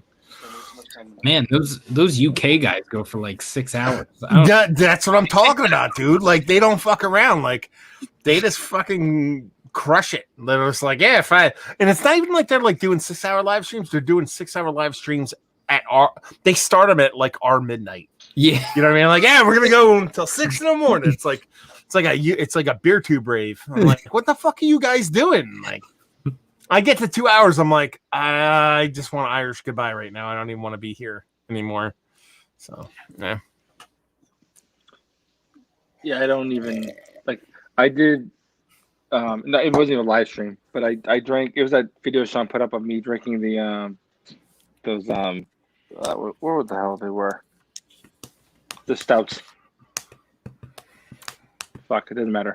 But I drank 4 of them to my head, and I just recorded like a minute for each one, and then I gave it to Sean and said, "Yeah, you figure what to do with this." Like I couldn't even think that what I would do for 2 hours. Like Mike's got the best game in beer tube because it's not even like he does anything. He's just like he hits record for a couple of minutes and just like randomly says shit, and he's like, "Here, Sean, fucking deal with it," and that's it, and that's all he does. Like I want a Sean. You know what I mean? I just want to be like, hey, like I'll just hit record and make it just shittily make something. You make it look good and fucking put it on the internet. Well, I mean, I do underplay a little bit. I think I did 12 minutes. I edited it down, and I gave I it to know, him. But the only edit he did, to be fair, was one. I made some horrible derogatory comment about him. He put it out, and he put the music on the front and back because I don't have those samples. I mean, but in general, like if I did do exactly what I joked that I do, Sean would love it because all he wants to do is have me make content. Even if he has to edit it, he would love it. I just like I'm so bad at it. Like, I'm okay with talking to you guys, and I'm okay with doing it with Sean. Myself, I'll sit there and stare at the camera for 2 minutes and then just shut it off. I don't even know what to do. It's not even saddest comment of the night. Kurt says, "Did Brewery Head Anchor come up yet?" They didn't come up. They didn't make they wouldn't make it. Well, no, they could have made a shelfie list. They didn't make a best of list. But there's a good reason why Head Anchor didn't make any of the lists. Because they've been on all my lists previously. Yeah. Like they only make a certain amount of beer. Like it's like I can't keep including the same beers over and over. And Head Anchor, like their portfolio reaches the States, but they only have 6 beers. I've been doing this 6 years. Was that Golden Debt Indulgence we did? That wasn't this past year. If it was, then I fucked up. No, when did we do that? Was last year, I think. Was it last? Yeah, so that might have made best of last year. Let me just double check. I think it might have. Yeah, I think didn't that because you did a shelfie list last year, right? I think that was on your shelfie list. Maybe. If I'm remembering correctly. That one we did was August 14th, 2019. Yeah. The only Head Anchor we did this year was the vertical. We did that box. Oh, that was earlier. Yeah. I think I might have did some. No, that was the only one we did. I love the beer, but there's nothing left to. There's nothing left to do. I'll do a re-review in a couple of years, but outside of that, they do. There are a couple like small batch things. Like I saw they did like it was like I think it was like some sort of like whiskey barrel aged something, but I don't think we see any of that over here. Well, they started a distillery probably about 5 years ago, so they're starting to do a lot of barrel aged stuff because their distilleries starting to take off. Frio is actually talking about Trillium here when he talked about the time they left 750 bottles of hops to cans around the dialed in bottles, perhaps. You know what you're talking about, Mike? That's the time I was talking about, I think. Okay. That was what, and no, really, Trillium's doing lower ABV adjunct stouts now. I didn't know that. That's pretty cool. And they've released a few. Kyle chiming in, should brewery tap rooms ban children and dogs? Controversial topic, but I'm a fan of it. 1,000,000,000% should breweries ban children from tap rooms. There's no reason why children should exist in tap rooms. There is nothing you can convince me of anything different until March 8th of 2021. Once that comes around, then breweries should absolutely allow children in tap rooms, because that's when my child's being bored. So there you go. My opinion is dogs and children. As long as it conveniences me and inconveniences other people, I'm game for it. That's my opinion. Makes sense. My thing is they don't belong there. Yes and no. I mean, it's the same thing as saying, do like the dogs belong here? Do kids belong there? There's no like finite like yes or no answer. There's breweries that should good people and good animals or good dogs go to breweries? Yeah. Should shit people and shit kids and shit dogs go to breweries? No. So like I've been to like, Zigmeister, where they have like families with a couple kids and some dogs and everything's awesome because nobody's acting a fool and being a hot piece of garbage. Yes. Have I been to breweries where someone walks in with this red hot piece of shit kid or this super dumb fucking dog where it's obvious the dog just wants to fucking tear into people and hurt people? No, they shouldn't be there. The same way people shouldn't. Some people shouldn't drink beer. Some should be able to. You know what I mean? There's no yes or no answer to the question. It's just be a good person. Be a good kid. Be a good dog, and you can go do things. But the problem is, my thing is the number of people I've seen like just really like putting them away with kids. Like you're about to get in a car. That's a completely separate thing. No, that's like people who that has nothing to do with kids or dogs though. You're talking about shit parents. Parents. I agree. It isn't necessarily the children. Although I'm sort of old school. Like children shouldn't be at bars. They shouldn't be. But it doesn't matter. The fact is, it's just like you're literally like when I'm sitting there in line at Trillium. Where I see most of my problems. If I'm sitting and I'm watching a mother with a carriage, like a baby stroller, with double fisting full size beers. Yeah. What are you doing, you nutbag? You know? No, I agree totally. And honestly, my Trillium experience is much. Every time I've gone to the tap house, I know. Not the OG one, but I guess the newer one. Yeah, I guess. And like I always see like families with blankets with kids and toys and shit. That's what I have always seen there. And I can get that to a certain extent. I don't agree with it. Like you said, ripping beers. But if it's like, a mom hanging out, not drinking, and then like a dad has one or two beers, that's fine. Okay, whatever. But if that dad having one or two beers and the mom's not drinking and the kid screams, "Get the fuck out!" and if I say "Get the fuck out," or someone says "Get the fuck out," and you don't get the fuck out, then you're a piece of shit. Do you know what I mean? It's like, let's put it this way: I'm gonna have a kid. I'm probably not gonna go to a brewery a lot with my kid. Probably just not going to. But there will be some time when I actually do. The second my kid makes a noise, I'm fucking gone. I'm out. I'm leaving. I'm not staying. You know what I mean? And like there's kids that are like, he'll be quiet or something like and same thing as a dog, not to equate kids to dogs, but if like I bring my dog to a brewery, my dogs are usually pretty awesome. If they're not awesome, I restrain them and so they don't get in anybody else's space. You know what I mean? And if my dog's barking, so I'm like, I'm fucking out. You know what I mean? Like, I don't want to ruin other people's times, but there's a lot of people who don't care. They're just like, I just want to get ripped and my kids are here or whatever. I don't give, obviously that's shit. No one wants that kind of thing. So it's a weird question. But if someone said you have an option, all kids and dogs or no kids and dogs, I'd probably go no kids and dogs. That would be my vote. I understand. I also think that the in general, it's just no kid wants to sit around their parents drinking at a fucking brewery for 3 hours. Like, what are you doing? That's mean to the kid. I also think like, in general, I mean, like you don't like if you're sitting there at a brewery because this happened at a brewery right here where Sean lives, like literally like 6 blocks away or so. I mean, I was there with that guy Reed, and watching like somebody with a dog that was just fine, and someone dog and the dog snapped him and bit the shit out of that dog badly.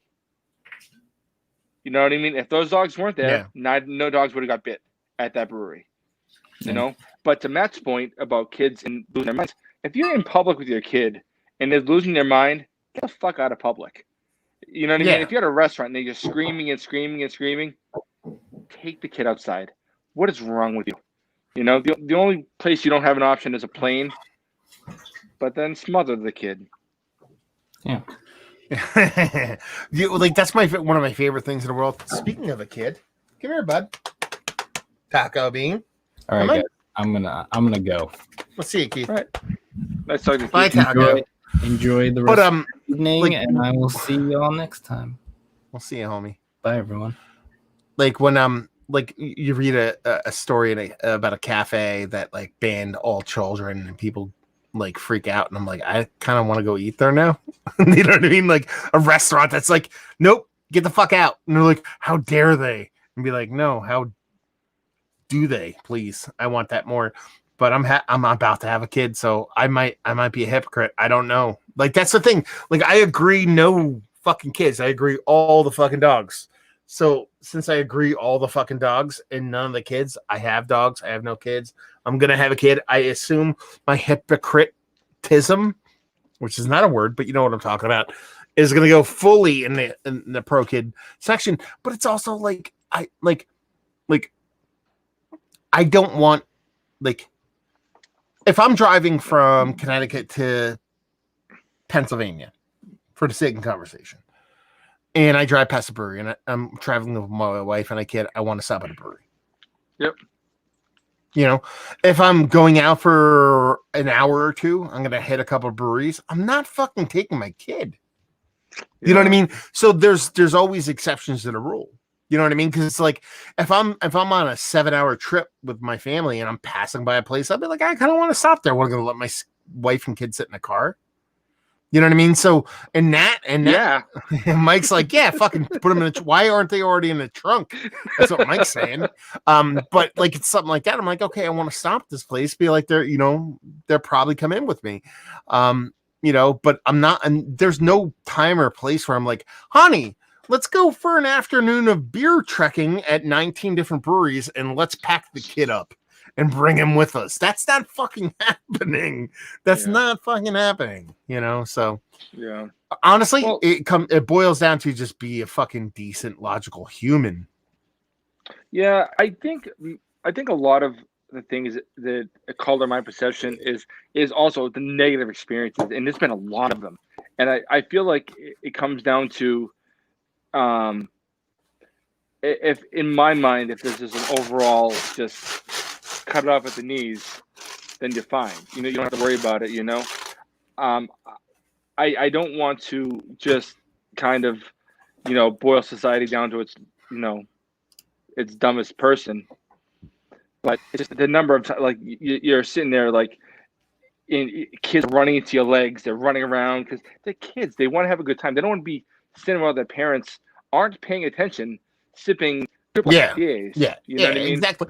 And that's the thing. Like a lot of brewers I've talked to, it's not a matter of even like kids screaming, yelling. It's a kid like most breweries you go into. It's not only a tap room space to drink, but there's also like a cordoned off area where all the brew equipment is. You have some random kid grabbing a fucking handle, twisting it, those kind of things, which you can't fucking do. Now, Kurt, VDN from overseas, he actually brings up a point about cultural differences.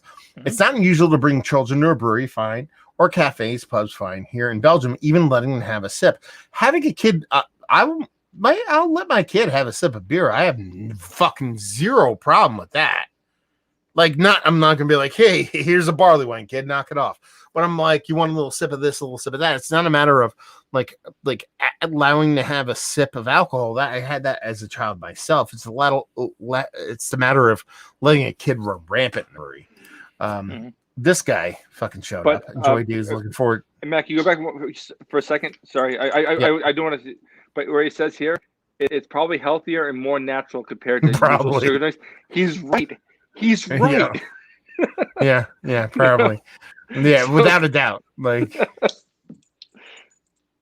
so yeah, we can go back to Thomas if you want. How about this one? What about breweries allowing guys with dead legs who are known to piss themselves inside? What do you think about that, Mike?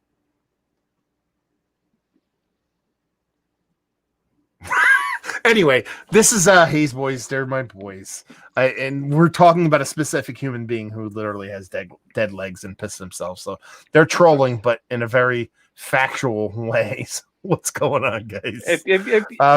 Listen, but Matt, if you're gonna piss yourself, shouldn't you be wearing a diaper in public? I don't know. Golden showers are pretty awesome. Touche. Yeah. Anyway, Thomas Open says, enjoy, dudes. Looking forward to watching this tomorrow with breakfast. You guys are awesome. Yes, we are. And you are not, Thomas. Anyway, Kyle Johnson says, Kurt has the right idea. Give your kids 8 4-ounce tasters of barley wine. We'll mellow them out. See, that's the shit we need right here. We need that level of fantasticness. Matt wiping his keyboard was peak ASMR right there. I put a little dollop of beer on there, so I turned the keyboard off and wiped it off. So yeah, we could do that. I turn it off, and people are so for everybody weird out there, we'll get all kinds of sexy. So anyway, so Mike, yep. We're at 3:45. I kind of want to leave. Yeah, that's fine. I only came on to say hi for a few minutes, and then it just got a little out of hand. I'm ready to go. No, awesome. So there you go, guys.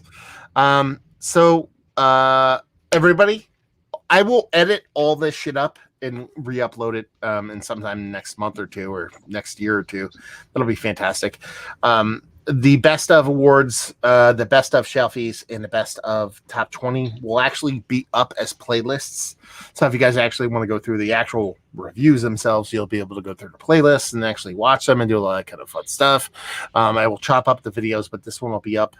This probably won't even process until morning. So once I end this, it's probably gone for at least 12 hours, if not 24. Thank you for everybody stopping by. Keith, Mike from Nerd Sense. Thank you for everybody commenting. It was a crazy, there's so many comments. I probably missed a bunch. I'm sorry if I missed things. I am sorry if I missed a beer. I'm sorry if I missed your favorite beer. I'm sorry if I got things wrong. And in the grand scheme of things, I'm not sorry about any of that. But I figured I'd say it because it sounds nice and people appreciate it. So there you go. So hopefully you guys enjoyed this live stream, almost 4 hours of it. Hopefully you guys enjoying at least 1 or 2 beers that were mentioned tonight. If not, hopefully you're enjoying a good beer. Hopefully Mike's got a couple more Sam Adams twisties to crush on. There are pop-ups. You can't twist them. But I thought they were twisties. No, close enough. Yeah. Anyway, so hopefully see you next time. Cheers. Nice seeing you, Matt.